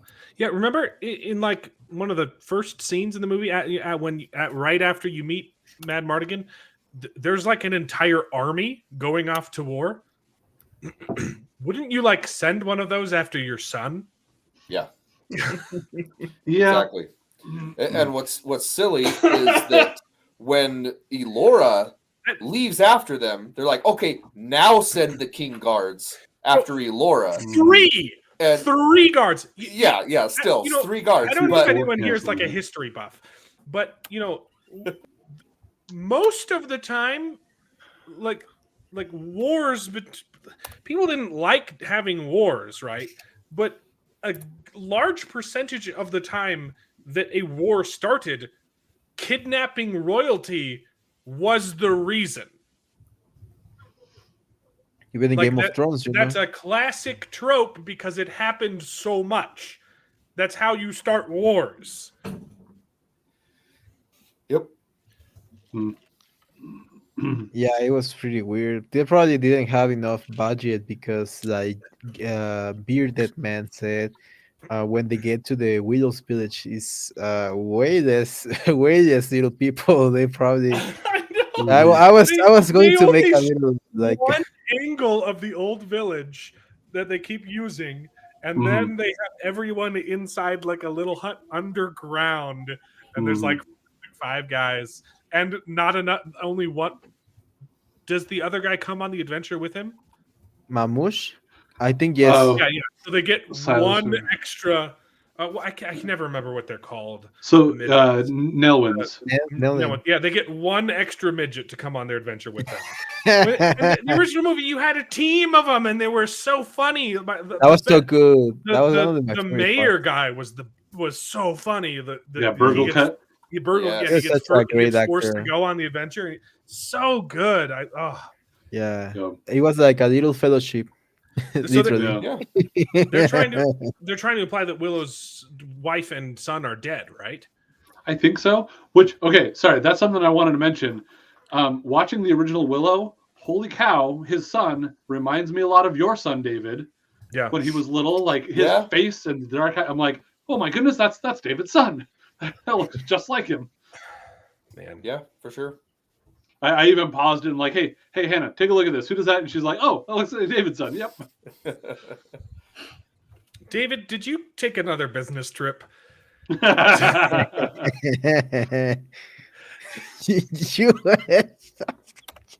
Yes, I took another business trip and fathered a child that's older than I am. Is your wife now? Corbin, were you there when I brought up the pictures of the Prime Minister of Italy? The Prime Minister of Italy. All of her kids look like David's. One of her, she has a son. I brought him up like mirror image of David as a kid, and then the rest of her kids look like David's kids. I was not. Yeah, that's where that joke comes from. So, gosh, I'm so upset. There's There's so many things to complain about. Yeah, bro. Oof. Do you want to start already with the second episode, or where did Okay, they? well, before we talk about the second episode, why was this a double release? Because the second, nothing happens in the second episode, but they set up enough in the first one. Like, why would they release 2 episodes? That's a good point. I mean, you got the reveal of who Allura is. Wouldn't you want to end on that and make everyone sit on it for a week? I think maybe they realized that nothing happens in episode 2, and so people would be disappointed if they had to wait a week for it. Could be. They do seem to like doing a double release for most, like for a lot of their stuff, trying, or an extra release at the beginning to try to really get people in. Yeah. And I wonder if there is some timing stuff where they're like, we want to make sure it gets done by this point so that we can get something else coming. I don't know. Yeah. But I believe they do it because it's just not that interesting. House of the Dragon didn't have to do it because it was so good that you will watch the first episode, and even though it's a little bit slow, it's just so really good. Kind of And the same happened with Rings of Power. They had 2 of probably the best episodes of the worst series in history, and they were like, okay, and they're not good, but they are the best. Yeah, exactly. That's like saying, oh, you are the the one that hears the most in the deaf school or something like that. You were the strongest smelling pile of poo. I think they released 2 episodes because, just statistically speaking, pilot episodes, no matter what TV show, never do that great. Ever, because you have to do a lot of world building, you have to do a lot of character development. But it was so better than the second episode. Oh no, 100%. There's no, I'm not doubting that. I'm just saying that I think the reason why a lot of these series now are releasing 2 episodes is because they're trying to get over, especially now that everything's being released online on everyone's own little private Netflix streams. Hulu, Netflix, HBO. Well, and in a lot of ways, even though Disney Plus has never done much of those like just binge releases where they just drop it all, there is still like an aspect of a lot of people got really used to the Netflix model of just dropping the entire season, and Disney Plus is kind of breaking that. But I think that there's still a little bit of like they're feeling like there might be some advantages, or I don't know, other ways where like we're still kind of used to streaming being able to really binge a bunch of stuff, and Disney's kind of breaking that. I don't know, because you can see with Netflix even making some of those changes of releasing in chunks, 3 episode chunks like with Arcane or things like that. But I've said in the past, it usually hints when they do a multi-episode premiere, it's usually a tell that they aren't very strong, and so they have to get through. Well, I mean, with Andor, even we enjoyed Andor, but the first couple episodes really aren't good. And so if you release them all at once, you can get through the boring world building that they're not doing very well, and then when you get to episode 3, you're like, hey, this show's actually kind of good.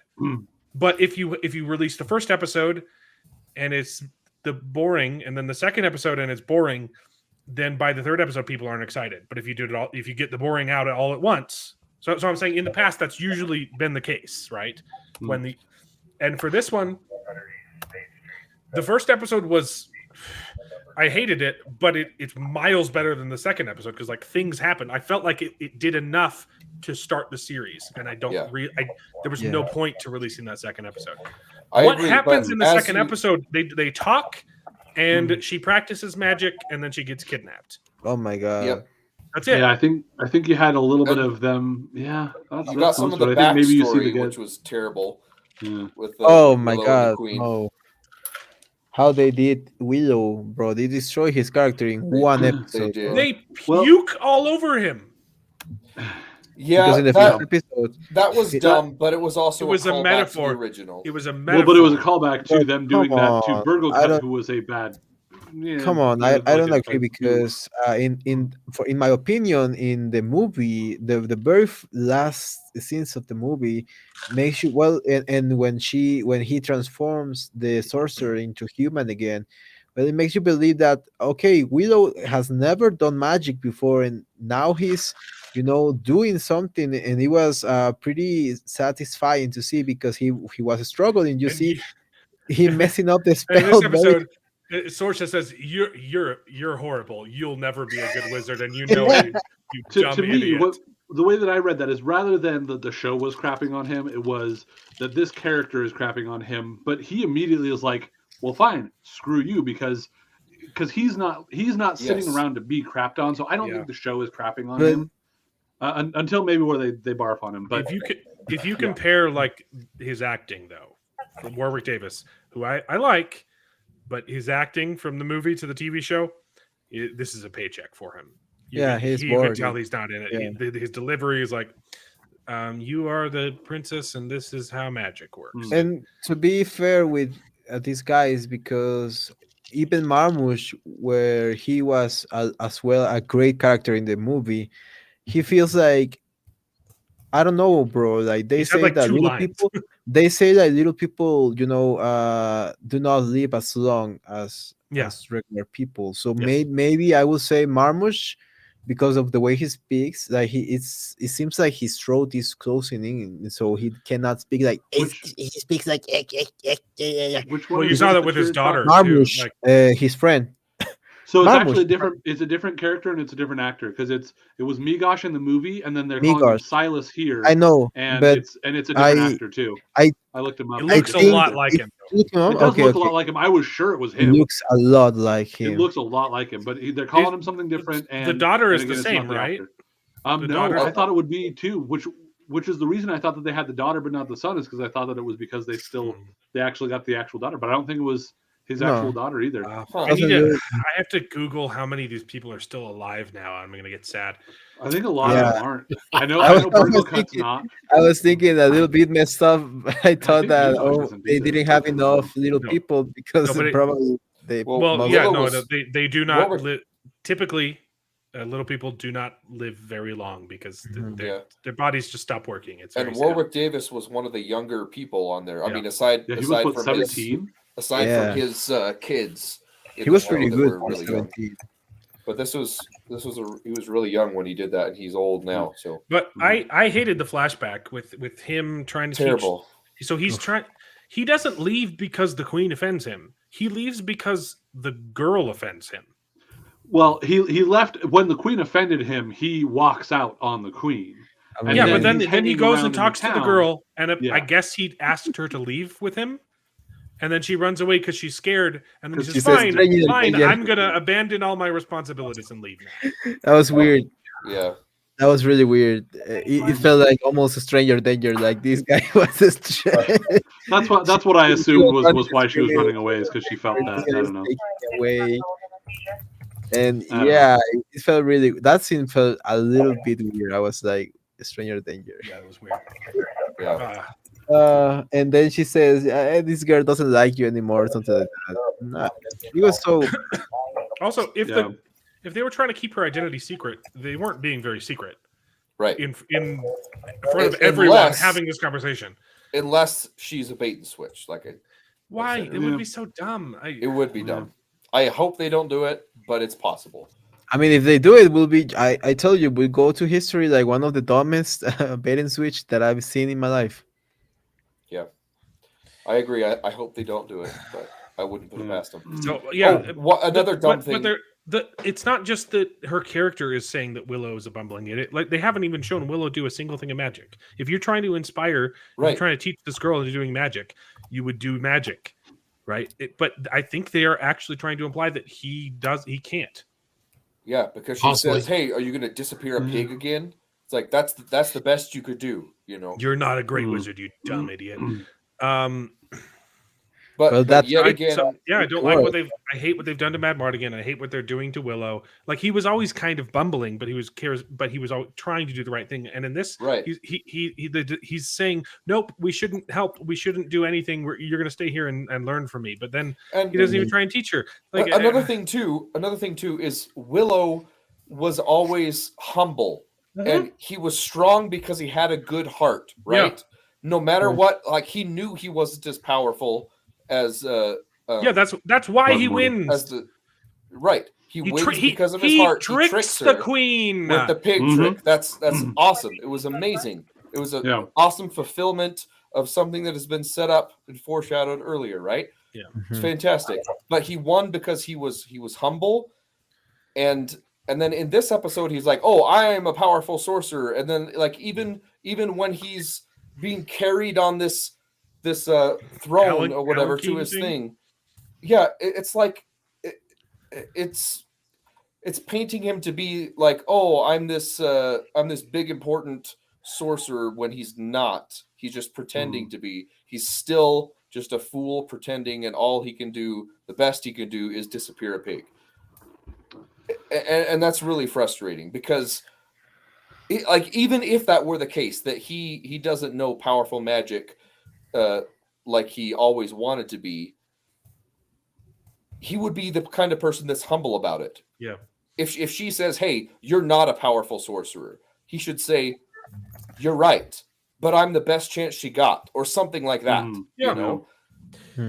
But instead they're painting it like he is proud and arrogant and thinks he's a powerful sorcerer, but he's really not. And he's a bad teacher. And he's a bad teacher too. Yeah. See, and I'm definitely not picking up on that being what they're implying. I'm picking up that they're implying that she is difficult. She is really hard to teach, and she should have a lot more magical ability than she does because she wasn't nurtured as a magician from a young age. And I think that he's still just kind of himself, a little bit of bumbling, not like I don't get arrogant out of him at all, because he is a little bit. The thing is, they haven't shown him do any magic. Yeah, bro, the only thing they've seen is he's claiming to be a powerful sorcerer. He is honored and respected by his people, carrying him in on that little throne thing, and everything that we've seen so far from the queen is, "No, you're not. You're not a powerful sorcerer. All you can do is disappear a pig. You're a fraud, and we all know it." But I just take that as her. I don't take that as what the show is saying, because I think that's just her. He hasn't done any magic. Why would he not do the spell in front of her, saying, "Hey, this is how it works"? Exactly. Yeah, he should. Yeah. And well, the scene that got me that feeling, that same that David said, is when the kid screams "stranger danger" and he goes to the queen, and the queen is like, "You are no sorcerer," or something like that, and he's like, "Oh, I'm going to attack you, basically. I'm going to..." No, the queen says, you cannot take Elora," and he's like, "I'm going to do something about it," and she's like, "What you going to do, boy? What you gonna do? You're useless." I'm gonna leave. So and then he's like, "Oh, I feel bad because the queen hates me and my girl hates the one that I almost lost my life." None of these characters are likable. I think the angle they're going with is Willow knows magic, but he's not a good sorcerer. So he has to teach someone else who has more innate magical abilities. He's knowledgeable about magic, but he's not a good sorcerer. He's still a trickster. When they have him do magical things in the future, my prediction is it's still going to be trickery. It's going to be I think there's a scene that shows him spew fire. It's going to be some flamethrower device that he's constructed because he's a smart guy, and he's tricking everybody to think that it's magic when it's not. It's just his natural ingenuity, just like the pig disappearing trick. I'd be okay with that if they weren't treating his character like garbage. Exactly. I think that the only thing that I would add to that or frame differently with that is that as long as it's Elora that they're saying is someone with more magical ability, I don't necessarily think he's not a great sorcerer and he needs somebody else with more innate. I think that he can still be a solid sorcerer, but that Elora, as the prophesied foretold one, that's going to be like, she is the one that has all of the ability, and that's always been the like implied message that she has this great innate ability, greater than anybody could be, even if he is great. So I mean, maybe it'll have him just being a trickster the entire time, but even if it is him being able to do some magic, depending on if they show other people doing better magic than him, as long as it's just Elora, I think that'll be fine. I don't think it'll be a reflection on him being poor, just a reflection of her always being the prophesied foretold one. But I bet you that they are not gonna, because they are not treating him with respect. So Yeah. they are not even gonna give him that. Probably one of the redhead. I'm betting that the redhead is going to pull some magic abilities from her arsehole. So yeah, I hope that they show Willow do at least, I don't know, at least some kind of magic. I don't want him to do trickery. I want him to do real magic, because I'd prefer that's that. what Yeah. And he you can wanted see to do. they're already setting up a love triangle, a CW love triangle with Alora, the prince, and the other prince. Well, and the because that was an odd thing, because they're so in love with, the Alora and the kidnapped prince are so in love that they're going after each other.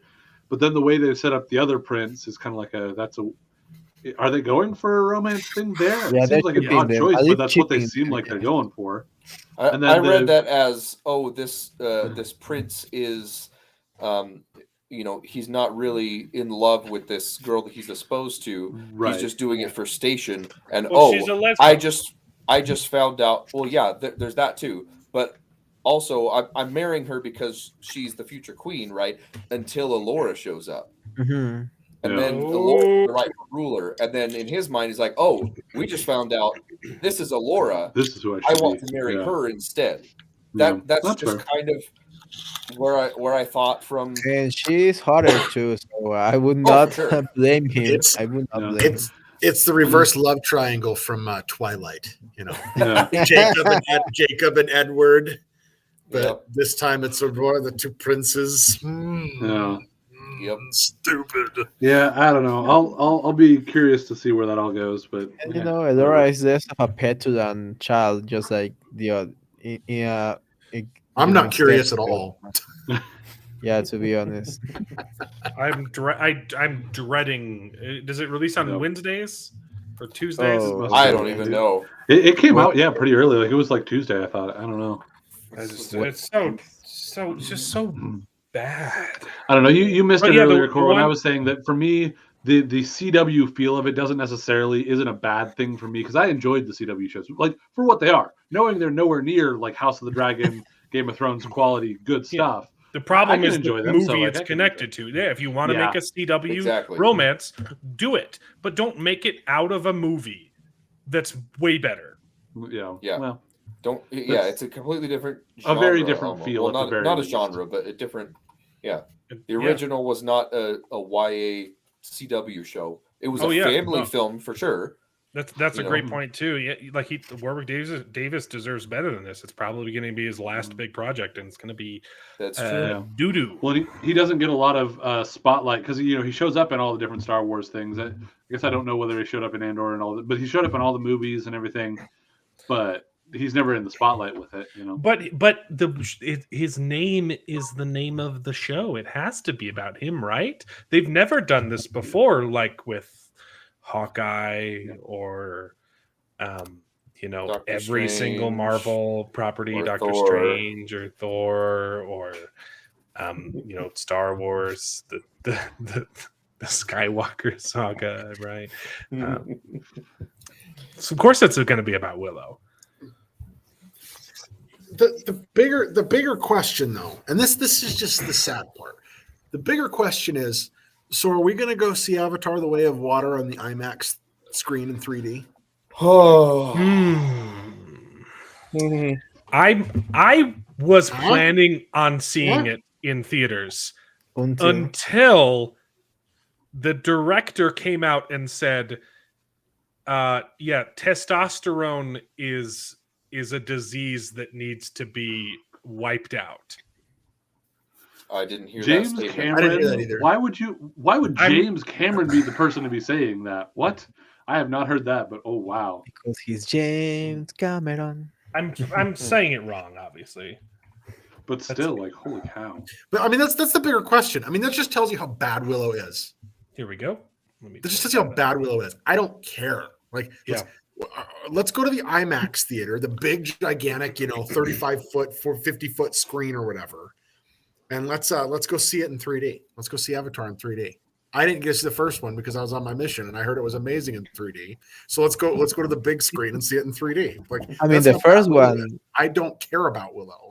Like it was. that's how terrible it is. Yeah, the first mean, the Avatar first was a beautiful spectacle to see in 3D. Story was absolute garbage, but Mhm. it was at least mind-blowingly amazing. Yeah. So I mean, I'd be interested to see this one in 3D as well because. And I personally just wouldn't for the even say that visuals. that the story was garbage. It was nothing special, but it was it was fine. It was just Pocahontas on steroids. Yeah. Here we go. Reflecting back on his career, Crammon said, "A lot of things I did earlier I wouldn't do now, like Terminator." Right? Career-wise, and just risks that you take as a wild, testosterone-poisoned young man. I always think of testosterone as a toxin that you have to slowly work out of your system. Oof. Wow. Yeah, they just want people to get prostate cancer then. Right? Yeah, Mhm. I'm not interested in Avatar 2 either. Yeah, me neither. I I was never I interested was. in it. I mean, I will go and watch, like Corwin said, I want to go watch it on IMAX, mute the whole movie, just go with some noise blocking earphones and just watch the pretty lights and eat popcorn, because it's just what this movie probably is going to be. But yeah, I almost don't want to support it because of the damn director and the damn creator of the whole thing. Yeah, it's unfortunate. There's way too much of that in Hollywood. If we didn't do that, we wouldn't see any movies ever. Exactly. Anything. Well, That's a good I point. didn't watch. I'm starting not watching those kind of movies. I didn't watch the King, the Lady Woman Queen, King? Oh, the the Queen Woman Lady, King. whatever Yeah. the name. The Woman King? The Woman King. I didn't watch it because it was just hypocritical. Too wide. It was revisionist history. Exactly. And the only reason I went to go see Wakanda Forever is to do the review, because it was so bad. I was expecting it to be bad, and I hope the weight of the water is so bad that you can tear it apart. But the problem is that the movie is like 3 hours, so it's too much Yeah. edit. Well, it'll be on Disney Plus after the theatrical release, presumably, right? I don't think they're going to. Well, they did the same with Strange World, and you know where that's going. They probably. I want to see the numbers on the box office from this week. Are probably They've less than. they've already lost $150 million. Exactly. Yeah, Wow. yeah. But Last I week wanted they thought it was only going to be $100 million. Now it's 150. Yeah, it was funny And it's because still going. It's still going. They will be lucky. They will be lucky if they don't lose. They'll be lucky More. if they don't lose more than probably, because they put a whole bunch of like, not only what am I trying to say, like kids toys and stuff out with the movie as well that aren't being bought. They're going to be lucky if they don't lose close to $250 million on this movie. yeah, And they should. I saw the disabled dog, I believe, in a toy store. And I was just happy. Oh my god, that's so hilarious. Should we do some bad takes? Heck yes. Yeah, Oh, I'm so one bored more about thing. it. One more one thing. One more thing. For We sure. forgot to discuss those horses would be dead in episode 1. Yeah. Oh Jumping gosh, off cliff. that was the weird. I was like, Not only the dumb. horses themselves. If a horse falls into you and you're underwater, I you're know, gone, right? bro. They didn't not end only- up showing how big of a drop that was, but no matter how big that drop was, Why if didn't it was any of the anything bad more guys than follow? 10 feet. But Oh, not only that, they walked to the they showed them they weren't swimming, they walked to the rest of the thing. If your horse falls down and it's shallow enough to walk, you and that horse are dead. Mm-hmm. Yeah. The end of story.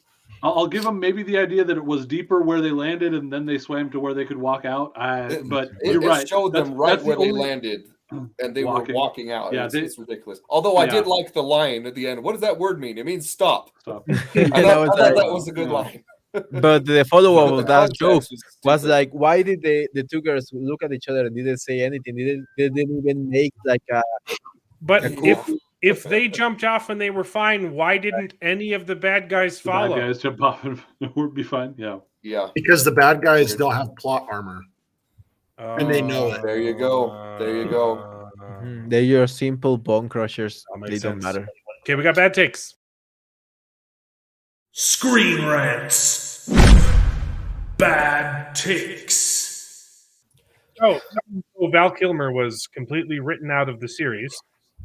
Val Kilmer not returning to the new Willow series was never an option. Yeah, so I stumbled across this. It's true. Val Kilmer did say, "Hey, I had to step away for like at the last minute," but also they had already replaced his character with that other guy. Right. So this article is really, really weird. You think? So did you read it? Not all of it. Okay, so basically they say from the get-go they knew Willow was crafted to protect and utilize Val Kilmer. Okay, so first thing, it doesn't look like they're protecting his character. It looks like they're throwing him under the bus. Okay, but they go in here and say we knew that Willow or that Mad Mortigan's character was a favorite part of this show, and we can't do Willow without him. So we started from the very beginning to incorporate him, and I called Val Kilmer as soon as we were going to do this to make sure that he was going to be a part of it. And then they go into about how COVID messed things up, and now he's struggling with the throat cancer and all that stuff. But it makes it seem like he's still going to have some sort of appearance at the end of the show, which is very strange. But at this point, I wouldn't want him to. Well, same. I wouldn't. I don't want them to bring him back to the show so they can keep pooping all over him. Yeah. But I just think it's interesting, though, that they say that there have been reports that he's not going to be a part of it. And then he says, oh, yeah, he was never not going to be a part of it. He always has to be a part of it. And we did everything, even the changes we made, to carefully craft the story to protect his character. Bull crap.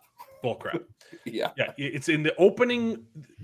Before you even get to the movie, you're crapping all over it. Yeah. Bull crap. I bet that they're going to do the same as Han Solo in the Force Awakens. They already have. He abandoned his kids and all.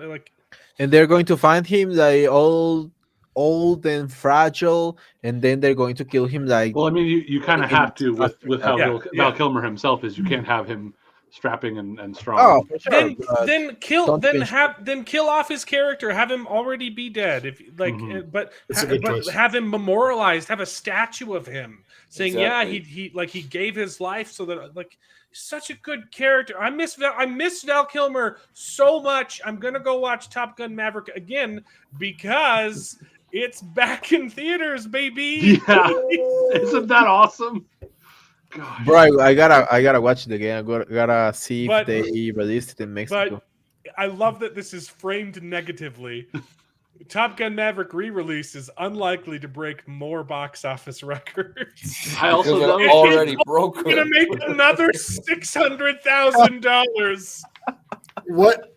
When was the movie though re-released in theaters? When was the last time? I don't. They come back from time to time. They've been doing it a lot with COVID. Like they brought back old movies, but they did recently. They re-released Spider-Man No Way Home. The Spider-Man No Way Home. They re-released Morbius twice. Yeah. This was post-COVID. Maverick. This came out post-COVID. This was like one of the movies. So it had a huge release. When was the last time a big movie had a really big showing that has been re-released? And the theaters are they're still selling tickets. Titanic was never been done. They had a re-release or re-screening of Titanic. They're doing it. They're doing it with Avatar before the second movie comes out. But I actually saw it in theaters a little while back. But again, that's because I didn't get to see it in theaters either. But I heard the 3D. I heard because. Let's be honest, 3D movies in general just suck. They just do. But this one, it's not all that type. Because the reason why though is because a lot of these movies are made they're filmed 2D. in 2D, and then they convert them later to 3D using CG. The reason why Avatar worked is because they actually filmed it in 3D. Yeah, they set out from the get-go that this is going to be a 3D film. So everything from the design point was I might need to go from that lens. And that's I was in Mexico when it came out, so I didn't get to see it in theaters. And I heard amazing things. Like all my family members, everyone I talked to said, a lot of people said the same thing. The story is just okay, yada yada. But they said the 3D of it is phenomenal. Yeah. So it's I might go unfortunate see both of them because I really missed out. That was one movie I actually was like, man, everyone talked about that it was really good, and the 3D was like just it made everything. I might go see both of them in 3D just because I did miss out on that opportunity, and I was kind of bummed. So it was very cool to see in 3D, and I think it's unfortunate that Avatar kicked off this 3D craze that made everybody and their dog 3D. convert their 3D to their movies into 3D, And which now does everyone hates not it. compare. And now it's worn out, right? Yeah. And it was hard. It got to the point is like I don't know if this 3D movie was actually filmed in 3D like Avatar was. There are a handful of them that were, or if it was just this cheap conversion thing. And so it was the one thing that I will say to the modern 3D as opposed to like the 90s 3D. The 90s 3D was all about reaching out of the screen to grab you. It was so what cool. they've done, even when it's not done as well, even when it's there, they post converted it all the time. The thing that makes I think this 3D at least better, I still don't really care for it, is they usually go for depth rather than reaching out to you, and that makes it so much better when they do that rather than the gimmick of I'm reaching out into the audience. Bro, for me, the best 3D movie in history is Spy Kids 3D. Oh my god! If you had that DVD, bro, that DVD, they had a game. They had a game in 3D. It was insane. I didn't have a console, so I would play that game hours and hours, even though it was just making decisions and you know what's even better is Epcot Center in Florida. They have a Honey, I Shrunk the Kids 4D. I've heard about that, and it's pretty good. It's fun. The point of the story is that Top Gun Maverick is awesome, and Tom Cruise is a psychopath, but he makes good movies. It's not his fault, bro. Has anybody gone and seen this? Yeah. Has anybody gone and seen Devotion? What? No. It's a new movie in theaters, and it's got the guy who's a Hangman in this as another fighter pilot.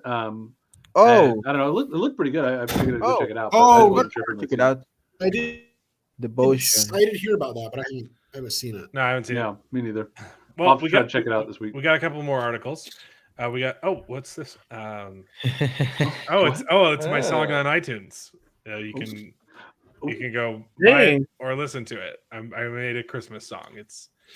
It's depressing. Moving on. Lord of the Rings. The Rings of Power star addresses season 2 recasting. You know the one good actor that they had in Rings of Power? Yeah. Oh no. He's out. I wonder how they're going to kill him. It's a weird. They're recasting him. He's recasting. What? So it's a weird you read thing, his tweet.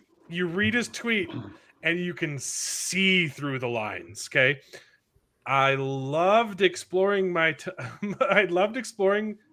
loved my time exploring Middle Earth and diving into Tolkien's mythology.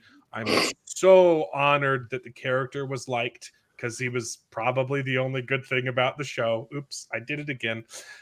He cared deeply about telling you his story because he was the only good actor. Yeah, this is the best part. Though as an actor, it remains my wish, my job description, to explore new characters and worlds. Yep. And then he says, wishing all the cast the best. Yeah, it's a weird thing to be like, it's my job be a different thing to move on, because if I don't, I won't have a job. That is hilarious. Yeah, that was a weird one for sure.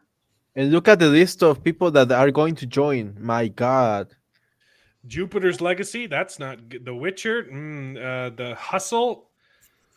Oh, gosh. Amelia? Amelia Kenworth. Okay, we are. IRL? What? Is that a real thing? I don't know.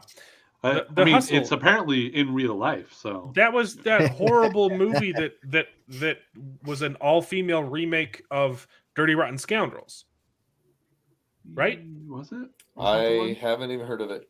Oh, was Or that is the it one actually with? didn't even hating that one very much. Yep. the one Yep. with Will Smith? Oh, okay, no. No, the one with Anne Hathaway and Yeah, was it Anne Rebel Hathaway. Wilson.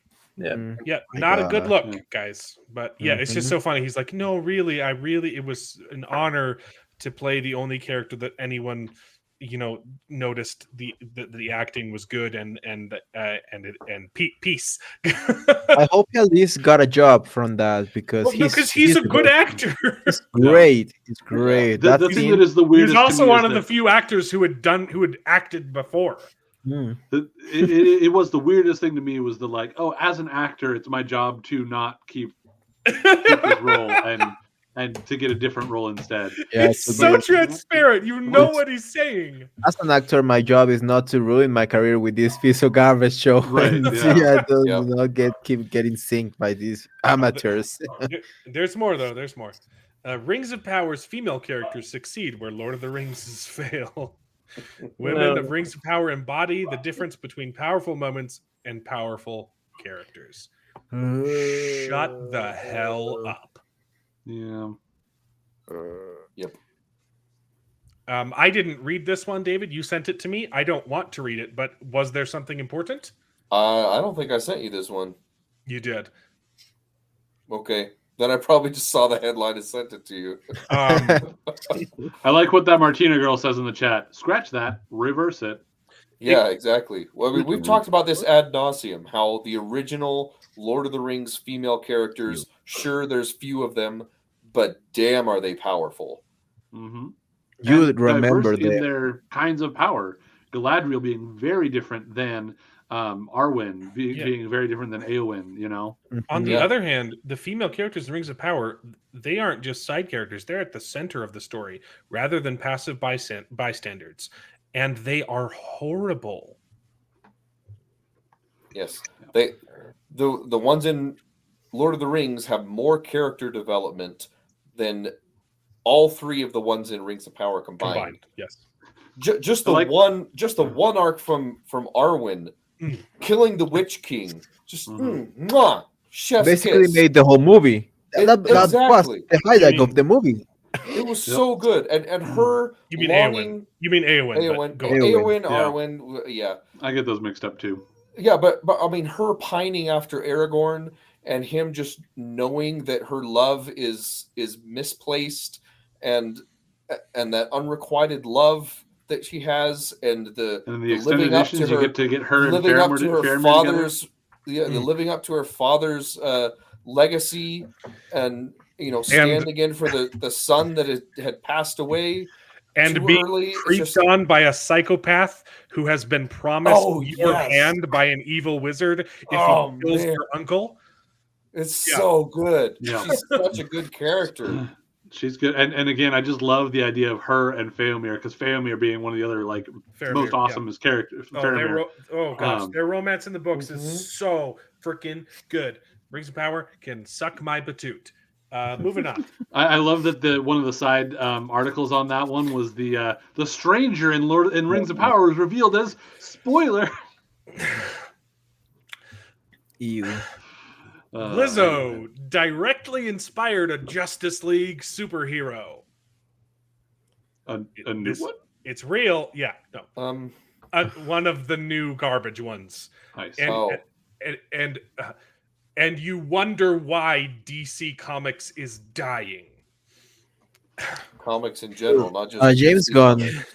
That's probably why James Gunn said, "Okay, Oh we my don't care anymore about the comics. We are just going to make the movies." Oh, is she Look the new, at this artwork. Carol, I would never wear that outfit. Well, my T-spheres are jingling. They're reading massive space-time distortions. This is nasty. Scalar forces spiking off the dial. What's her power? This is She can, nasty. she She's can got make those floating new version of T-balls. that. She got those T-spheres. She's apparently the new version of that one that he showed up for a little while in some of the CW Arrowverse. the character is supposed to be a black, like he's like super physicist, like I mean, and I he's don't know like if an this is the Olympic same athlete and because stuff like that. And he has that fair play, and he has the T-sphere. I can't remember what his character's called, but that's going to be interesting. So she's basically just a legacy character, a new, the kid of another character. Like, Oh, is that an arrow? she's a singer as well. Yeah. What? Oh no, never mind. She's in the Marvel universe. This I don't know. Dude, read that line, bro. That Lizzo is also Marvel also confirmed Lizzo's existence as a musician in the Marvel universe. They basically just said, "Oh yeah, in Marvel, in the Marvel comics, there's a singer named Lizzo." Yeah, Yeah, whatever. But I don't love know, this. This superhero is just waiting to appear again. So she's only had one appearance. She's not part of the Justice League. Okay, she's had one appearance. She's just waiting to appear again, and when she does, in the words of Lizzo herself, it's about damn time to stop reading DC comics. Yeah, moving on. Mr. Terrific. Mark Clark has it in the chat. Exactly. It was Mr. Terrific was the character. Yeah. And he's a scientist dude. He like puts together those their technology spheres, and they do things, and he throws them at people, and they disable them. I don't know. But don't worry, no, guys. Chris Hemsworth didn't trash Taika Waititi with his Thor 5 comments. Yes, Don't believe your lying eyes. He definitely didn't mention Taika Waititi by name. So it doesn't count. Huh? There is no one else he could have been referring to when he said, "I am done working with psychopath directors." He didn't use the word psychopath. I was going to say he used a different crazy, eccentric mad scientist. Mad scientist. That's what it was. Yeah. He hasn't worked with any other psychopath directors. Yeah. Well, Lately, and again, I think I mentioned this last time we talked about this. But it's weird because I believe during Thor Ragnarok, he said that he was actually ready to check out until Taika came on, and Taika got him interested in Thor again. But then when Taika wrote it, I think the problem is Taika is good at, especially with this, he was a lot better at directing other people's work rather than trying to write it himself because it went way too far. Yeah. He literally said, "If I ever come back as Thor, it will have to be drastically different." Yeah. It will have, Taika has to be gone, essentially, is what he said. But they say they want to make another Taika Waititi Thor movie, right? Or at least I don't know. I don't know if they said they were. Because the movie did good in box office. At least, I mean, it's one of the Marvel. It did okay. Going on. Yeah, but it's so weird because if you look at what was the one that Taika did just before that? It was so good. The imaginary Hitler one. Jojo Rabbit's fantastic. Jojo Rabbit. Fantastic. That was so good, and that was written and directed by him as well. What happened with Taika? That was. But to be honest, with Jojo Rabbit, I believe that the good parts are the parts that are more close to reality than the part that you can tell that is Taika when he's talking with the kid is talking with the girl. They felt a little bit off, there was some kind of these guys, a little bit weird. But the other parts with the mother were incredible. Yes, just the shoes. Yeah, absolutely. Because it was the shoes. Because it was factually, historically accurate. Well, it was close to reality. I mean, minus the imaginary friend, which it was an imaginary friend. So who knows? Somebody could have had an imaginary friend. Yeah, no, it's a good movie, and it's a real shame, that. And just to add to Gojira's comment that comic books are dead, probably not all comic books. Independent comic books are alive and more than ever. Just the big names are dead. Yeah, Marvel's dead. DC Comics is dead. And that's it. Go buy Shad Brooks's comic book. Actually, I don't think he can anymore. But Shad Brooks and Rippaverse, and there's a lot of there was a whole new wave of people who just quit, of professionals who quit Marvel and DC because they're tired of the wokeness. Yeah, I just got a huge interview on the Babylon Bee. Oh man. Literally. But yeah. Don't believe your lying eyes. Don't believe the thing that you read with your own ears. He definitely didn't trash Taika Waititi. But hey, big news. Disney Plus series finally beats House of the Dragon to become the most in-demand new show. That's right, Star Wars Andor, the show that they've had to put on Disney Plus and Hulu and regular television because it's not getting enough viewers, has finally has overthrown the reigning champion of House of the Dragon, and it's more in demand now that House of the Dragon has been over for Month and more. almost 2 months. Yeah. Yeah. This isn't the victory that you think it is. The fact that House of the Dragon was still winning 2 months after it ended, and Andor only caught up with its final episode, is not impressive. Yeah. Which was probably not good because the episode was not good, and it was due to the good mouth, word of mouth, exactly. That everyone was telling, okay, this is a good show. The big YouTubers were like, oh, the critical drinker even said, oh, this is a good show in the worst in the worst possible moment in time. These articles always make me kind of scratch my head because this is to me one of the more egregious versions of like, we need an article, so let's put something out that seems kind of catchy and interesting, because they're just like, we need an article, so let's talk about the fact that a 2-month-old show is now less in demand than a show that is ongoing currently. But like, it's everyone. That's not It's impressive. not just comic book. I found like 6 of these. Oh yeah, House of the Dragon is finally defeated by another blockbuster series. Yep. Who cares? It's not. So everyone was trying to write the same thing. Why are they so eager to tear down House of the Dragon? All that they're trying to, they're just being like, oh, see that thing that everybody loved? There's something that people love even more. You should go check it out. Not even that. Is that they don't want you to watch good things. They want you to keep watching the same garbage. And this is obviously for the people that are in the cold. They all think in the same way, and they all watch the same garbage. So they don't want them watching something good and actually understanding what is good. So they will make up their way to trash on it and try to. House of the Dragon was also like kind of feminist. They shouldn't be hating it. There was a lot of woke stuff in it. Yeah. That's why I don't think that they're actually hating it. I think that they're just trying to build, like trying to jump off of its success and be like, see how successful that was. It's not hate. It's that's just the way I see it, at least. Just trying to replace it with something that is not as good and that is not as maybe even changing. Maybe someone that was into She-Hulk and all the stuff suddenly watches House of the Dragon and it says, okay, I've been wrong my entire life. This is good, and that is not good. But happens once in a lifetime, probably. But it's not. It's not. That's not all they're trying to tear down. Because the worst take I've seen this week is one of the worst ones I've ever seen. They're coming for the classics now too.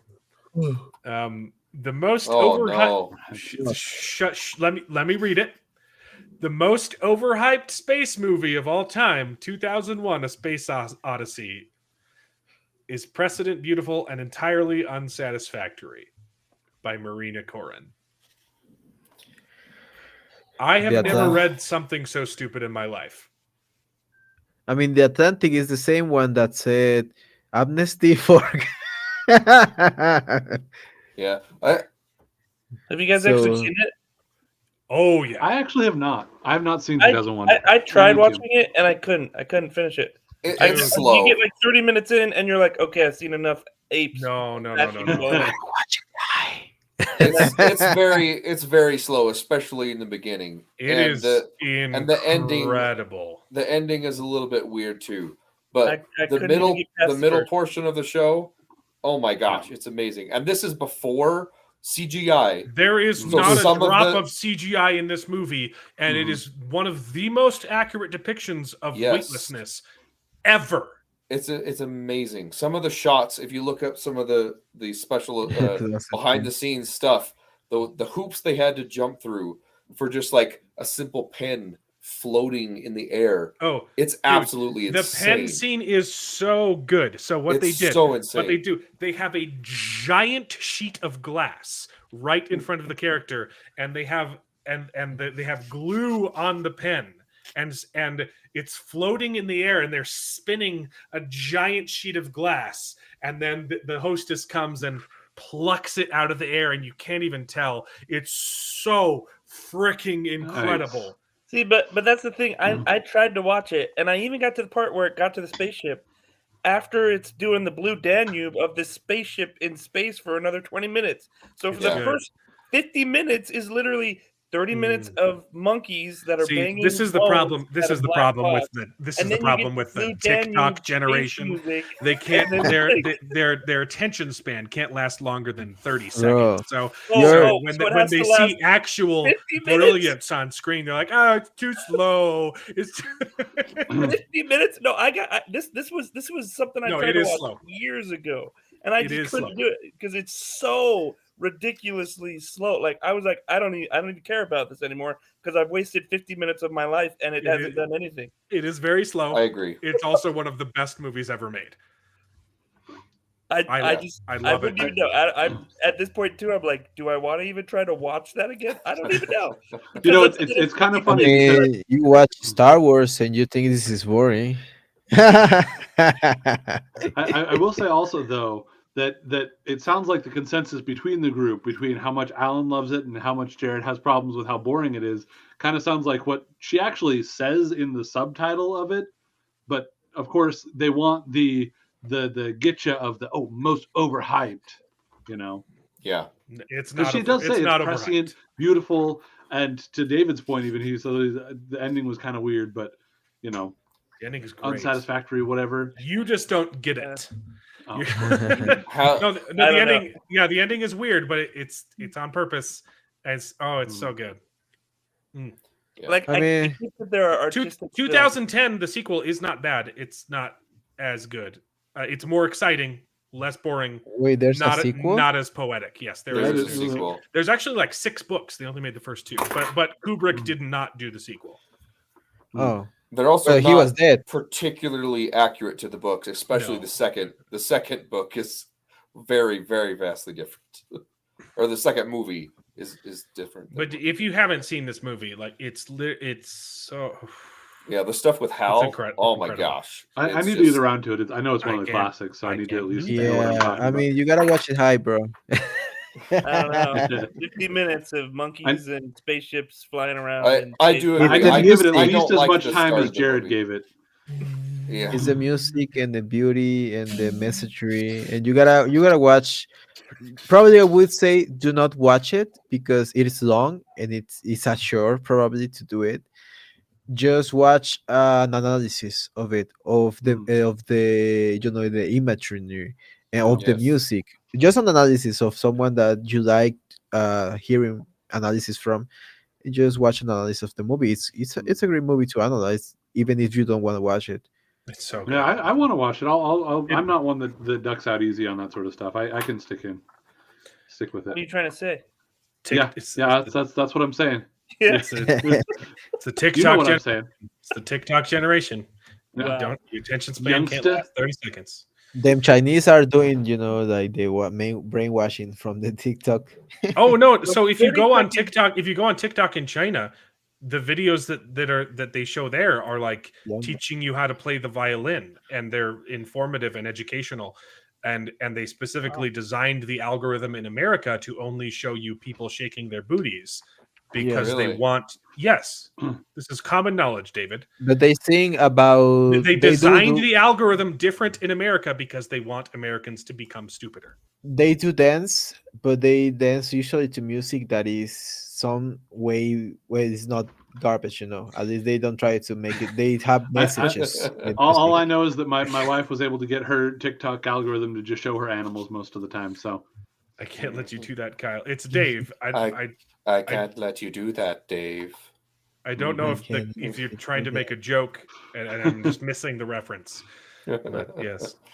Oh gosh, Hal is so freaking good. I know Hal is so good, and it just pioneered like everything, every riff on a rogue AI. It came from this. Yeah, this is the set. Like they have a rotating set, and the guy, and it's just an unbroken shot of a guy running in a. It's like impossible. It's so crazy. Like this movie is the reason why people think that the moon landing was faked, because it looked so much like his depiction in this movie. Yeah. And they thought, they must have hired Stanley Kubrick to fake the moon landing. Mm-hmm. It's so good. I mean, is wonder that a reference from South Park parodying it? Got it. Yeah. See, and I would have thought that it would have been something with Kenny, because Kenny always dies and he doesn't let Kenny do that, and then he kills him. I don't watch South Park. Isn't that from Rarely, the episode from the super folder or something like that, and when Cartman grows into a big monster? Probably is. But whatever. I never watched South Park. So I've seen little bits and pieces, but why? Because they made fun of Mormons. They make fun of everyone. I did watch that episode. It's hilarious. They say that the Mormons are right. It's so funny. It's also true. I mean that they are nice people as well. Yeah. No, they are. The creators are ex-Mormons. Yeah. No. I never watched. My parents didn't like the language and stuff, and so I wasn't allowed to watch the Simpsons growing up. But I would argue, if you want to learn Spanish, watch the Latino dub of South Park and watch it with English subtitles, and it's the dub is great. It's right next to the Simpsons. The dub is really overall. That's a good way to learn is get a movie that you're familiar with, or one that you can get subbed in English. And exactly. Then, or if you like the Simpsons, just watch the Simpsons dub, and it's great. It's culturally accurate as well. So nice. They did get it right though, that the Mormons are right. So to wash it down, though, we got a nice meme to palate cleanse. Anakin Skywalker turns his back from the dark side after binging Jordan Peterson videos. I love Jordan Peterson. He's fantastic. So that's it. Those are the bad takes, everybody.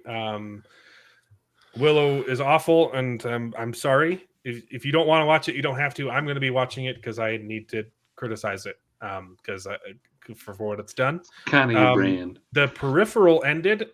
And I did watch it. It was fine, I guess. I didn't really get it. I mean, I understood what was happening. I didn't really understand why. I didn't like it. World building was still cool. They really didn't tell a story, though. And there was no story, no stakes, no character development. I still have no idea what anybody's personal interest in anything that's going on in the show. Yeah. And even at the last episode, when she was explaining the plot and what she was doing, it still didn't make sense. Doesn't make sense. So she's killing herself, but also not killing herself, but tricking the lady into thinking that they create into thinking that the stub ended, but they're creating a new stub. But then she's still alive. But then they created a stub of the stub. Yeah. But it's dumb. Yeah. It doesn't make sense. It felt like there should have been more twistiness or more reveals, more connection to happen. But like to your guys' point, like I got all the she's creating a new stub off of her stub and making it seem like the stub ended because she's able to be killed and they can leave it alone. But it didn't explain anything about how the stubs work in the first place. No, it doesn't explain why how they're doing the stubs. Why? It's by creating a divergent timeline. By you go back and change something. That how does it start? It doesn't. I don't even. How does it start and why? What's the purpose of? I still don't know what anyone's motivations are either. We'll find out in season 2. Purposes. They talked about how they talk about how they use it for research purposes, and in particular, how the Research Institute has been doing that to explore how to mess with the jackpot and figure out what sorts of things happen there, because like I think the haptics in particular that they were able to develop in her stub was stuff that they then were able to they were trying to figure out how to use that fact that the stub had developed that technology to then bring it into their own world to advance their own technology in a way that they wouldn't have been able to, I don't know. And now I'm more curious about the book, because I believe that probably the book is way better, and these people are just not as smart as the writer, and they didn't get what the hell is what's going on in that world. So they were just trying, we put the cool elements, the bikes and they kept bringing like all the different names of the factions. Like, we've got the Stubbies, and we've got the microaggressions, and we've got the Synchronizers and the Tito's. And I don't remember any of the names because I didn't know who any of them were or the difference between them. Yeah. The only one that I didn't. I think it all came back to that conversation that pantsuit lady had when she was stacking the bread, and she was like, "There's these different warring factions." I think it all comes back to that conversation, and which I don't was care completely about it. forgettable because we didn't have any. Because she was touching my dude's bread. It was such a big party foul. The neoprim. That's the one that they kept on bringing up. It bothered me so much. The neoprims, You don't touch a man's bread. That keeps being brought up. That I'm like, did we get explained what the neoprims I have no idea. I almost feel like we might have gotten a one-line thing saying the neoprims want this, and that's like all that we've gotten. I think the neoprims are the fourth people who she doesn't even care about because they're not on her radar, who are like the terrorists who are trying to end the thing. Like that's who Alita is. She's starting. You think it's that's her? Okay. I don't care. I don't care. The far right protesters, they call them, far right something. They straight up said the war that they were fighting in was because of Texas seceding. You guys talked about that, and oh come on, I didn't like it. But 1899. It ends on a bit of a cliffhanger, guys. Yeah. Which was the ending of that one? The ship disappears. The boat disappears. Whoa! I haven't the boat. I haven't seen this. So if you guys are going to talk about this, I gotta head out. Was there something else before 1899, or was that the last? I don't care. I don't want to talk about the Peripheral. I didn't like it. I almost couldn't even watch it today. Was there anything else? Any other things that we watched? Oh, did I watch Wednesday? Hell no. I haven't watched that yet.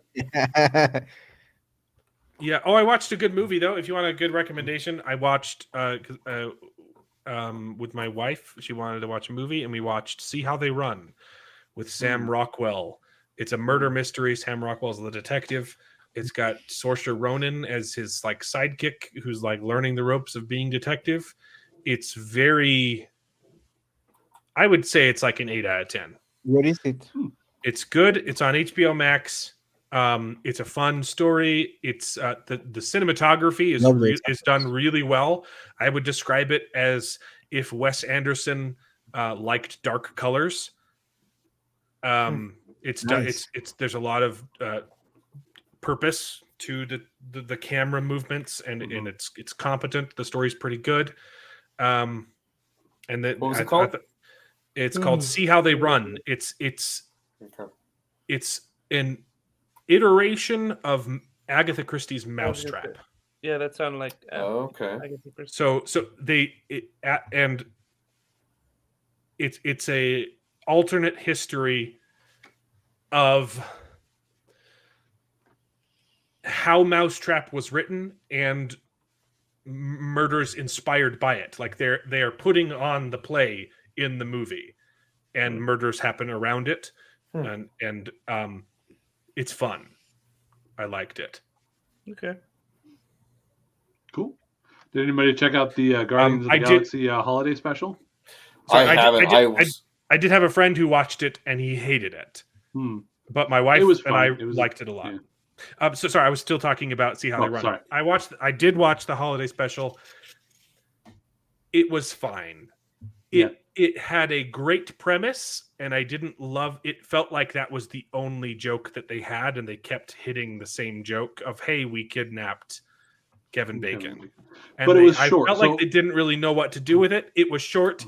It was fine. It felt like an excuse to like play a bunch of Christmas songs that people haven't heard. It was fine. It was kind of fun.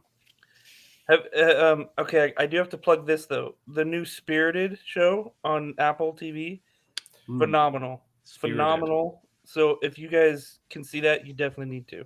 I've heard good things about that. Unfortunately, I have no access to Apple TV. I feel you. I went down for Thanksgiving break and the movie, the musical with Will Ferrell and yeah, exactly. It's like the new Ryan Reynolds, really good. Christmas Really Carol riff. Didn't Ryan Reynolds say like 2 years ago that he was done acting? He's been in more movies than he's ever. He said, "I'm going to take a break from acting." Maybe he wants just He's to. been in more movies than he's ever been in. Maybe he wants to make enough money to be able to disconnect from movies because he made pretty bad the Project Adam. So Adam's project. That's I liked that one. horrific. I didn't see that yet either. But watch really it. It's really, really bad. Is if he feels like he's tired and bored out of his mind, and the story is just mediocre sci-fi BS. I like that one. I liked the kid because it was full of his quips, and the kid. I'm surprised about Spirited because it's been a really long time since Will Ferrell has made a good movie. Oh, I know, but like seriously, like it was so good, and literally, like there were good wholesome parts about it, and cool. Like the premise behind it was good, and the acting was good, the music was good, like all of it was really good. So yeah, I'll try and. Project Adam was also wholesome, and was a what movie? What? Yeah, Project Adam or Adam Project. I saw it. It was like okay for a kids movie. Exactly. It was wholesome. It was definitely made for kids. Yeah. I was wondering about that. I liked it until Mark Ruffalo showed up. Oh, that's the reason why I hate it. He is awful in the movie, and he dragged the whole thing down. Yeah, I had fun with it. I don't mind Mark Ruffalo, but I know you hate him. So his acting was horrible in the movie. It was really bad. It was fine though. The movie. 1989 or what's 1899. All right, Jared, get the heck out of here. All right, thanks for joining us. All right, you guys have a good one. Enjoy. You should watch 1899. It's getting pretty good. Okay, all right. I saw it on Netflix or one of those. So yeah, it's got boats. It's got boats. It's got bugs, and it's got gay guys. Wenches. It has a lot of wenches. Okay, all right. It got a little bit uncomfortable. Boats. Oh yeah, I will argue. You guys are selling it, really selling it. Yeah. Fast forward on those things, bro. You don't want to watch that dick. Yeah, there's a scene you can fast forward in episode 2 and 3. That we get it. They're gay. They also luckily don't show much, and they're not the there's no longest there's scenes. no nudity. They're not showing, but they're lingering a lot. Yeah, there are aggressive sounds. It's very aggressive gayness, yeah. Yeah. Well, thanks for the heads up. All right. But the story's intriguing. They're Cillian Murphy is considering doing. Would that be the third movie? I actually haven't seen any of them. It's 28 days later, then 28 weeks later. Yeah, I saw the first one. I own the second one. I haven't watched it yet. Yeah, the first one. I mean, I only heard good things about them, so I do need to watch them eventually. That sounds cool. Really good. I really love Cillian Murphy as an actor. Bye, Jared. Okay. Okay. So, 1899 is gay. That scene is really awkward. Like it was awkward in the second episode, and then this one it's like, okay. This one was more awkward, I think, than the last one. As more aggressive as the last one was, it's a lot worse. The grunting was a little bit weird. The thing that really was weird to me about it was that the Spanish dude sees him and is just immediately whoa, knows that he's gay.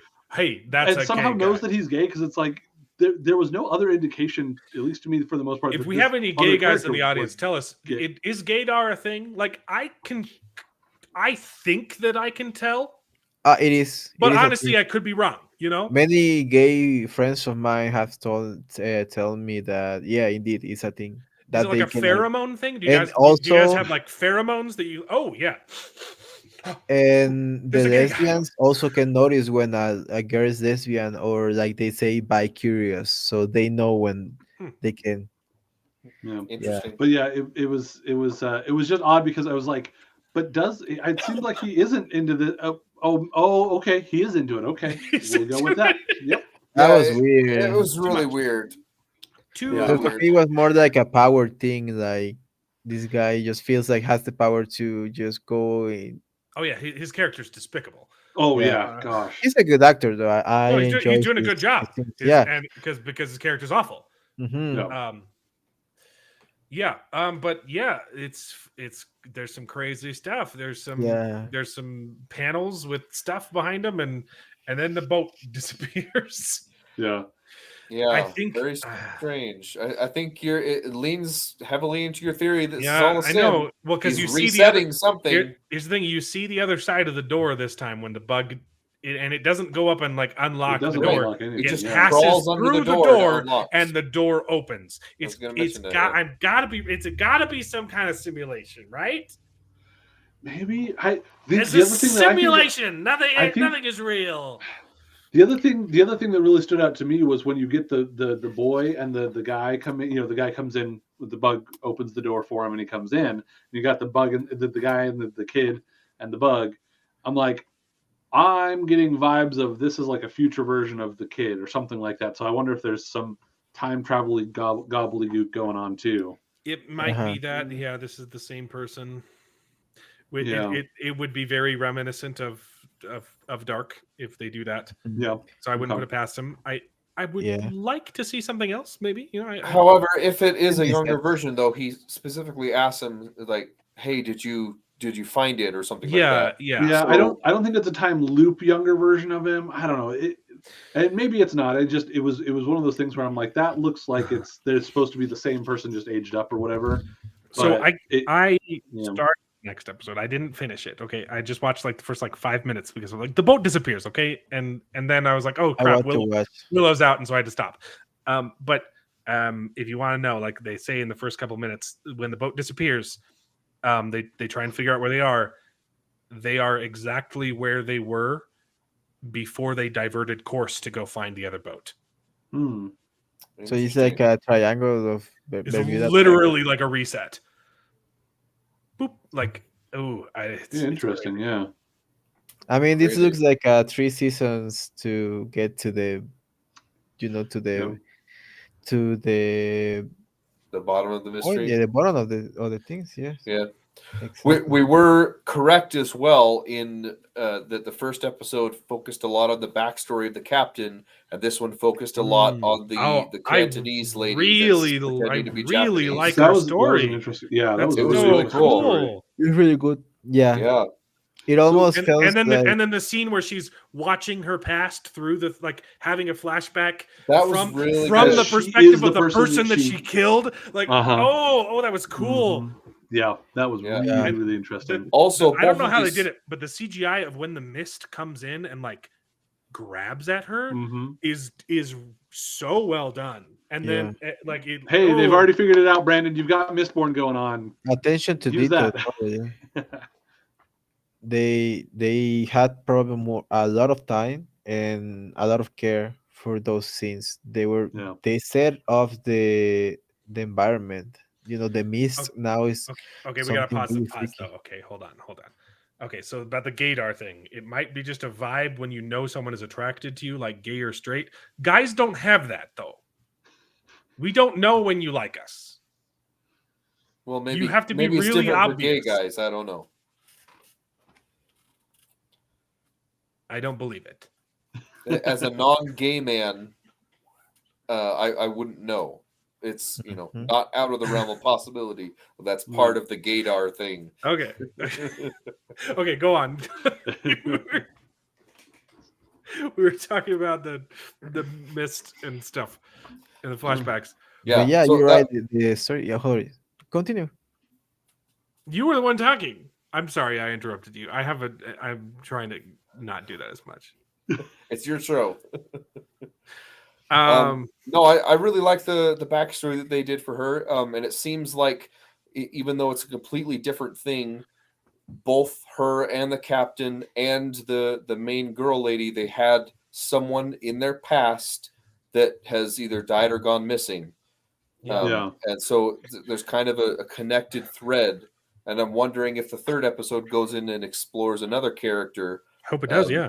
And Well, gives like- us like a we have the tragic French- backstory of And- them. And Yeah. it's We have the slowly French couple. Oh, go ahead. well, Slowly it showing slowly up. showed us people who've received those letters, right? So the Right. That captain, was what I was gonna captain say, has yeah. one, the doctor has one, and The French dude has one. The French dude has one, and it showed the So the lady who's the pimp, right? Mhm. Right. She It also has showed her one. have a letter, her but arsenic ring. it looked different to me. I don't think that was one of the same letters. I But it showed her. probably It I'll may have to be go a back. misdirect. Yeah. It showed think her have we a need- letter, but it didn't have I didn't have the same trim that I noticed. Yeah, I mean, for me, it was like it is the same car, but yeah, probably it's different. Maybe it's something to do with her personality, with her But tho- job. So those are the only 3 or 4 it's shown so far, right? That I have a think letter? so, yeah. Mm. And I thought we've seen at least one more, but Because yeah. I don't think the Cantonese lady had one or her mom. it didn't show her have one, no. But I think you're right. I think going from this, I'd be I would bet that the next episode goes and follows more of the French not father guy, not priest guy. Well, you can have. Oh, a you dual mean time the and the Portuguese dude, the one that's posing as the brother of the gay Spanish dude, right? Yeah. He was the other guy at the very end that showed that he had a letter too, right? Yeah, Ooh, and sex I red, love that they YZ. show that he's a good guy and he wants to, tell the captain, and while he Oh, yeah. risks his life, he almost Yeah. gets killed by the crazy Danish girl. And Okay, I will also say the dude that beat up the stowaway, right? Does he not clean his face? Like he has some gashes that are gashes that stay there, I mean, and it's other the things. middle But of then he the has Oh, like yeah. literal like dripping blood through like the last 2 episodes, and it seems like at least a solid amount of time has passed. That after he beat up the stowaway dude, so. he had the splashes of blood on his face that he didn't take care of for like yeah, he still hasn't taken care of, and it's He like also at has a least half a day birthmark, later, if not a which day and is a half later. Yeah, I didn't think he got beat up that much. yeah, I mean, Well, yeah, Yeah, I it don't was- think I don't think it was just wounds on his own face. I think it was the splat. There were wounds on his face, but there's also like blood splatter from the other dude's face that he never like cleaned. It's like, wait, what? Because he's also got like a birthmark thing going on here, the red wine birthmark. But then he's got like a gash here. A Then huge he had like gash, yeah. blood splattered over here. That was. I'm like, are you not going to wipe your face at least a little bit? What is probably- going on here? it was the cheek- same day, probably. Maybe. It has to Or have been later sometime that because the day. captain's been doing his whole like exploration, and then he goes over to the other ship, and he comes like it is not like a Yeah. couple of minutes later. This is like at least half a day, if not a day and a half later. Multiple like- hours. Yeah. So I mean, there's some time that maybe you could understand that he didn't clean it off, but it's been going on for some time now.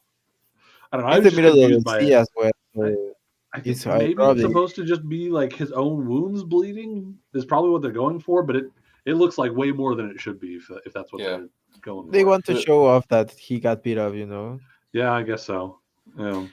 When I first saw him, I was like, how did this guy get hurt? And then it showed I was like, oh yeah, right, he got in a fight. I completely Yeah. forgot about. Yeah, but those cuts are deep, bro. Like he got in that boxing like 12-round Yeah. match, bro. Like championship, bro. The one on his cheek especially looks like it's like gone gangrene almost. It looks really bad and infected almost. Yeah, probably they are going that they're going to put that in the story. Perhaps he's going to have it infected, and then it's going to be like more Maybe. creepier. And Yeah. I loved. There's a lot of subtlety in the show. So we learned that there's there's those rooms underneath some people's beds, and then we know it's in the captain's room. We And assume then- it's and then- under her bed as well because the kid Because went the boy- under Yeah, bed. yeah. But I love that they didn't show that. They just show him go under the bed, and then you Right. hear and you're like, oh, there's yeah. like, it's just really well executed how they're doing Yeah. it. Yeah, so I don't know what those are for, and they don't lead anywhere. It's just literally just a bot, like a thing you can climb down into. Yeah, I think so. It seemed like one of the times like there might have been like a tunnel going somewhere with That it, was but when maybe it didn't he- go very but he far. That was when he was in a vision, though. There was I think there was another time where when he went back down or when she went down, you could, I don't know. I felt like there was at least a little bit of space there, not just a straight down shaft. Yeah, but when like they there might have been a little space. When but they don't show really go her into it, down yeah. there, like she can't move, she can't go anywhere. I thought I, I saw a I little bit, had yeah. only one question in the whole show is that when he finds the page in the boat, Oh, you know, they go to the it's her name. She was on her name. Yes, okay. I was on wondering the, that was too. It's on like, the why not manifest. share that information? And yeah, it's her on there. Oh. So it's She her name was is on the the ship manifest, that's missing, on the Prometheus. which okay. again Explains goes to why your, he didn't share it with her. explains why he Yeah. didn't share it, but it also goes to your point that this might be a simulation of they're trying to find out what happened on that this ship or something Yeah. along that lines. But Yeah, that makes sense. I thought, yeah. Did we talk about how like it's weird that the captain only seems broken up about the one daughter, not David, his did your wife wife or try the and other tell you the daughters? same thing that I just said? Told you? what part? I Oh, don't know. yes. Yeah. Yeah, because I said, why didn't she just tell her? Why didn't Yeah. she sharing that information? No, And then it shows that's later. right when he reads it and says the name and like, oh, is that her name? Yep. yeah. But See, I because couldn't read what was everything on there. happened I was so- also Yeah. It was late. It was late at night, and I was falling asleep. But at I'm the same I time, I gotta was get through this. there was more than one paper. Pull that whole thing out. Come on. Yeah, Yeah. right. There's a whole ledger in there. Maybe he's planning to Yeah. go back because he wouldn't be able to hide a Exactly. stack Yeah, of he doesn't papers. trust her and or he, something, he I don't know. immediately Yeah. saw her name on it. Oh. Well, then you hide that one paper and say, hey, I found this captain's logbook or something that they tried to burn. Yeah, but he no longer trusts her. That's the thing. Yeah, He's not no. going to share Well, anything. Yeah, He- that's true. they- he Maybe he's show- going to go back in uh, secret, but now it's too late. yeah. Both gone. Sorry. They show him, turning the paper and probably reading only her name, and then it's like, oh my god, Folds it's it up and probably- throws it. Yeah. folds it up, and holy, that was pretty good. I didn't enjoy some of the scenes with the Cantonese girl. Uh-huh. Yeah, that With was the some guy, pretty twisted stuff. with the guy that, well, after obviously the fog was pretty impactful, but with the guys it was like, they're trying to cheat them, or what is going on here? And then the whole stripping or whatever she was doing, I was like, get it over already, show us some titties. I liked the twist that he's trying to like hide this illness from his wife, I guess. Yeah, I think Oh. that's what was going This on. It was odd that he- epilepsy. something. Yeah. What did you use Something to take really for what did they use like Probably something bad like arsenic or I don't something. think that epilepsy was one of the things that you gave mercury to. That was actually what my wife thought was like. Oh, I bet there's like mercury in there or something like that. She was mercury always, is- she wasn't I looked it watching up. with me when she I watched little don't bits, think yeah. that was one Transparent. of the Okay. cures for epilepsy specifically. But we don't know. Like maybe the epilepsy is like the side effect of whatever the heck they're giving him. So Yeah, but- yeah. Yeah, I like But that. I was that like, no, was I kinda don't- interesting that just, he- just stay with me. I don't want to have sex. Yeah. It was interesting. Yeah, it was good. It was a little bit of a redeemable characteristic of this character, because they showed us that he was the bad guy. He was Yeah. a baddie. He was. Well, mean I to just his assumed wife, that he was a whatever. bad guy because he was white. In But French. we were wrong. It was the Mexican all along. That's the. Those damn Mexicans, bro. He's Portuguese or something like What that. about those that are just It's technically famous. Mexican? No. So his friend is Portuguese and he's from Spain. Spain. Yeah, I think it's Spain. It's too and white to Spain be and Mexican. Portuguese. I don't know. There's some pretty weirditos up there. There's definitely some weirditos. There's literally. I don't. Have I told you? I've met this? some Mexicans that are whiter than me. Like, So just saying. it's explained in the intro why I'm technically Mexican, because my great grandfather moved to Colonial Juarez with his son, my great grandfather, and while they were there, he was already married and gave birth to my grandfather, And then when my great-great-grandfather died, my great-grandfather and grandfather left and came back to the United States. But not all of them did. So we have a bunch of Bentleys that are like Mexicans. Yep. And they're totally white. I'm sure by now they've intermarried a little bit with there are Mexican Bentleys. It's pretty funny. And they're white. That's full Mexican, bro. That's not even technically. I was gonna say so now we know why you're technically Mexican, but do we know why he's angry Mexican? Yeah, why are you so angry all the time, man? I mean, I love to rip on, to make fun of bad movies and stuff. And people think that I am angry, but I'm just actually having a great time, laughing all the time. And that's the reason why it's the angry Mexa. It's like everyone all my life they told me, "Oh, you're always so angry when I say something." Mean. I know. I love getting in heated arguments over nerdy things that aren't important. Yeah, it's so fun. It's so fun. It makes you release endorphins and stuff. It's great, and it's good fun. There's no harm. So, well, I'm looking forward to watching the next episode of 1899. Me too. You already got me interested. Also, in the other movie with Saoirse Ronan and Sam Rockwell. I love Sam it's Rockwell. good. It's good. But not everyone liked it. I had a good friend who didn't like it, but I think he's dumb. I mean, it's better than watching Willow. I bet you. Yeah. Even if you don't like this, even if you don't like the story, like the cinematography is really well done. So you can if you can watch it like you might watch 2001. So exactly. So at this point, the shows that we're trying to keep on is 1899 and Willow. Right? Yeah, that's all. Those two. Yeah.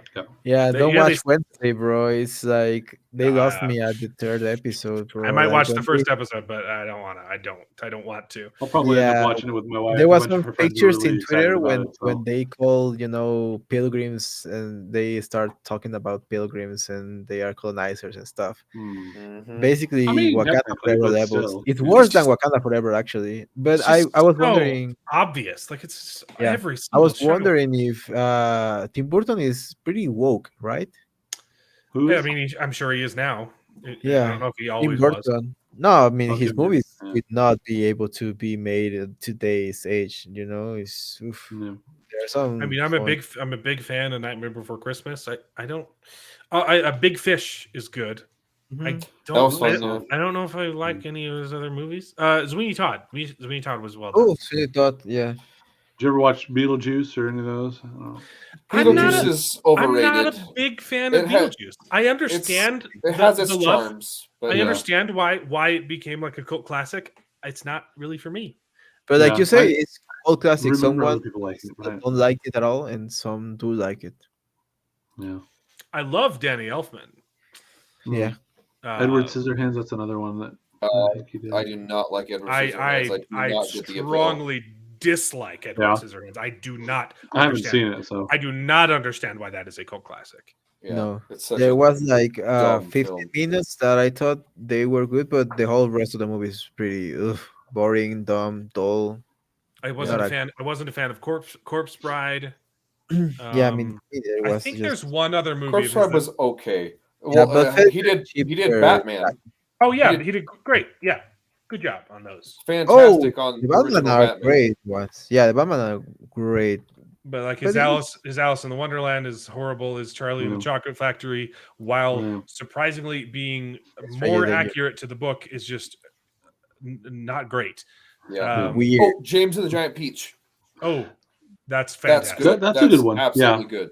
I like that Fantastic. one. It's the old one, right? Because they made a terrible remake in 2010, something like that. The original claymation stop animated one. That's good. In the same vein as Night Before Christmas. It's fantastic. Yeah, I've heard that Ed Wood is good. I haven't seen it, but he's also responsible for the remake of Planet of the Apes with Mark Wahlberg.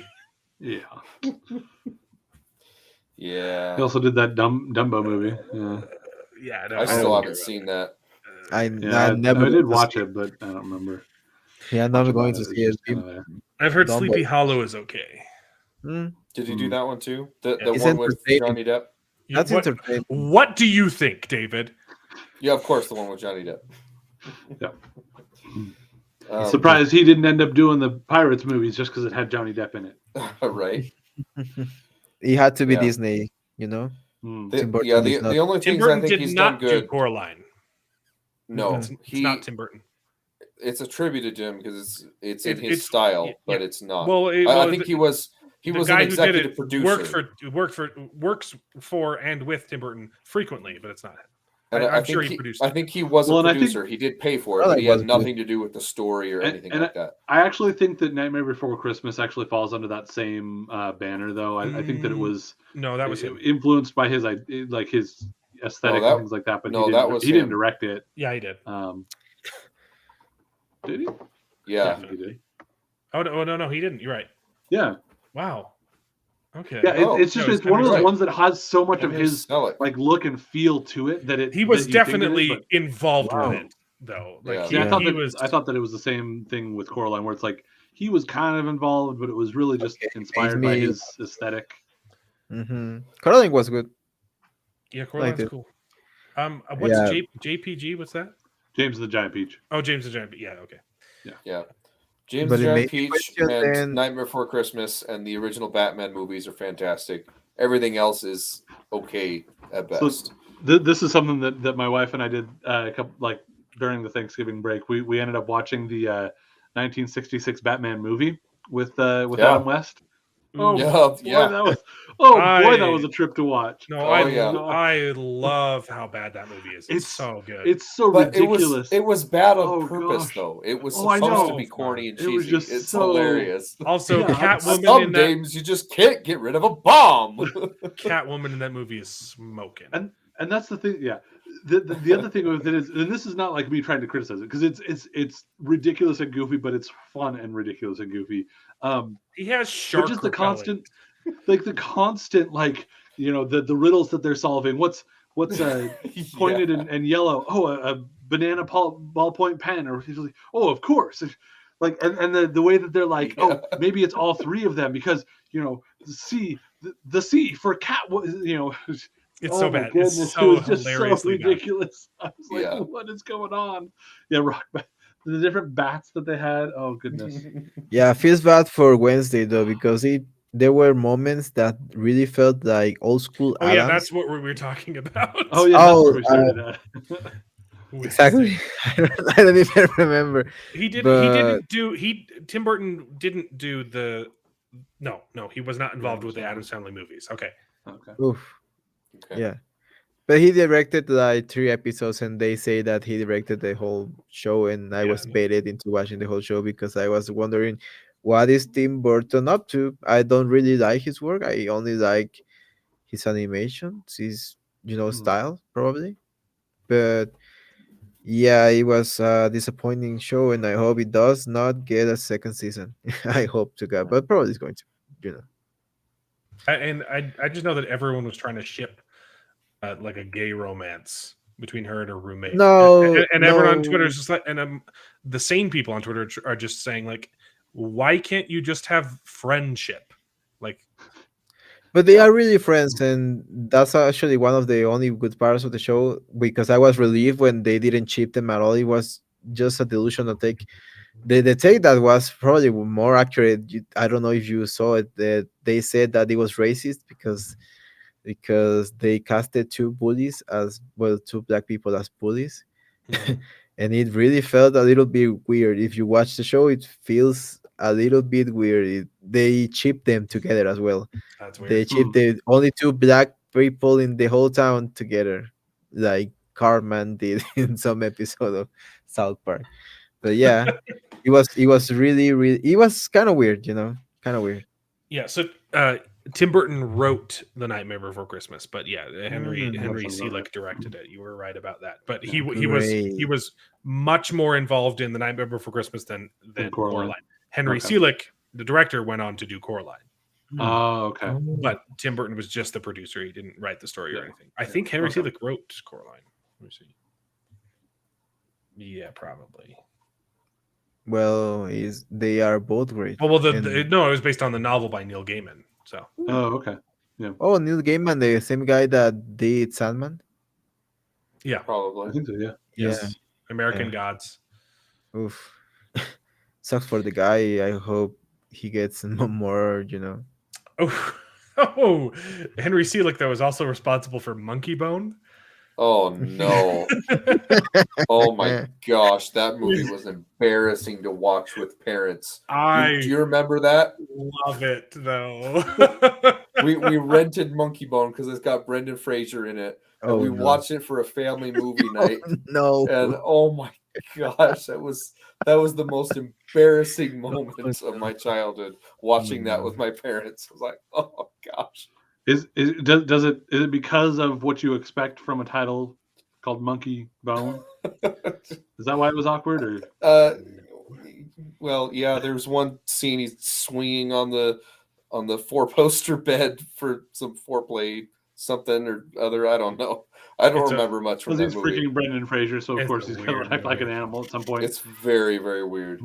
Well, yeah, he gets the monkey's consciousness is transferred into Brendan Fraser or something. He's in a coma. I don't even remember. He's in a coma the whole time. Right, he's in a coma, but the monkey's the clap monkey toy takes over his real body in the real sock world. monkey takes over his body, and so he's like this monkey toy that's been embodied and taking over this comatose Brendan Fraser. It's a trip. It's a weird movie. Wild movie, man. So good. Yeah, but just watch Tiptoes after watching Willow. That's another wild ride. Oh yeah. I haven't gotten to it yet. You haven't, I? Bro, just watch after watching the Willow episode. Just watch that movie. It's going to make a lot of sense. Yeah. Tiptoes. Yeah, So next week we'll continue 1899, and unfortunately Willow, and then I think those are the only shows for a while. In January we've got season 2 of the Vox Machina, and they still haven't announced the Wheel of Time season 2, which I'm. And then I think Mandalorian season 3 is going to be March sometime. And December, there's some good things coming in December 12th, December 20 something. And then I finally finished reading the Rhythm of War, so I want to do another Brandon Sanderson stream. And I'm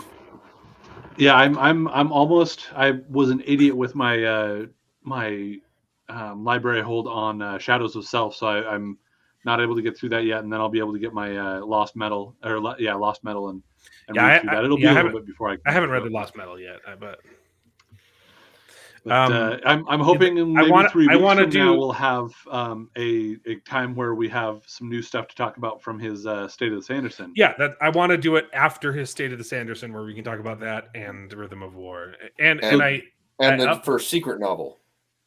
Yes, January. The first secret novel coming out in January. Yeah. So I would say because the 19th is when State of the Sanderson is going to come out, which is a Monday. Yeah. But then the following Sunday is the 25th. I don't know what your plans were with that, but that might be a little hard to swing something going on the 25th. The 25th being Christmas? Christmas itself. Yeah. Christmas. Yeah. Is that a Sunday? What is that? That's a Sunday, yeah. Sunday, yeah. Christmas is a Sunday. I don't know. I don't know if we'll stream on Christmas. That's what I was saying. So maybe as late as the 1st of January, which is the next Sunday after that, would be a time to look at that. And you do your own planning. I was just looking at the calendar thinking about it. I mean, my kids are usually asleep by 7, so if you guys want me to, I will stream by myself if no one else wants to join me on Christmas. But we also don't have to. I totally get it. No one's going to watch. Let us know if you want us to do a Christmas show. I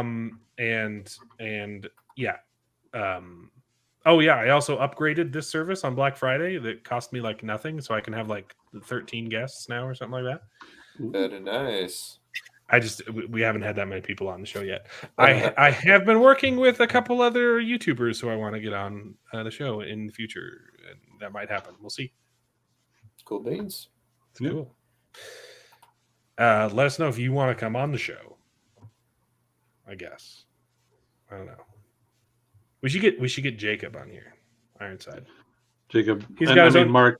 Mark is our one member. Yeah, I remember. Let us know if you want to come on the show. We'll see you next week. Bye. You go plug your channels. David's got his Shelf Help Gaming, and the Angry Mech says it's great stuff. Got it. You guys have anything else to plug other than my Christmas song? Your Christmas song. Okay. Tiptoes. Oh wait, no. Who? Tiptoes. We're gonna have to see Tiptoes, man. Who's listened to my Christmas song? It's good. You did? Okay. Oh, you didn't raise your hand at first. I was good. We peer pressured him into it. No. All right. We'll see you guys next week. Peace out. Thanks for joining Bye. us. I love you guys. It's always a blast, and I love doing this. And bye. Bye.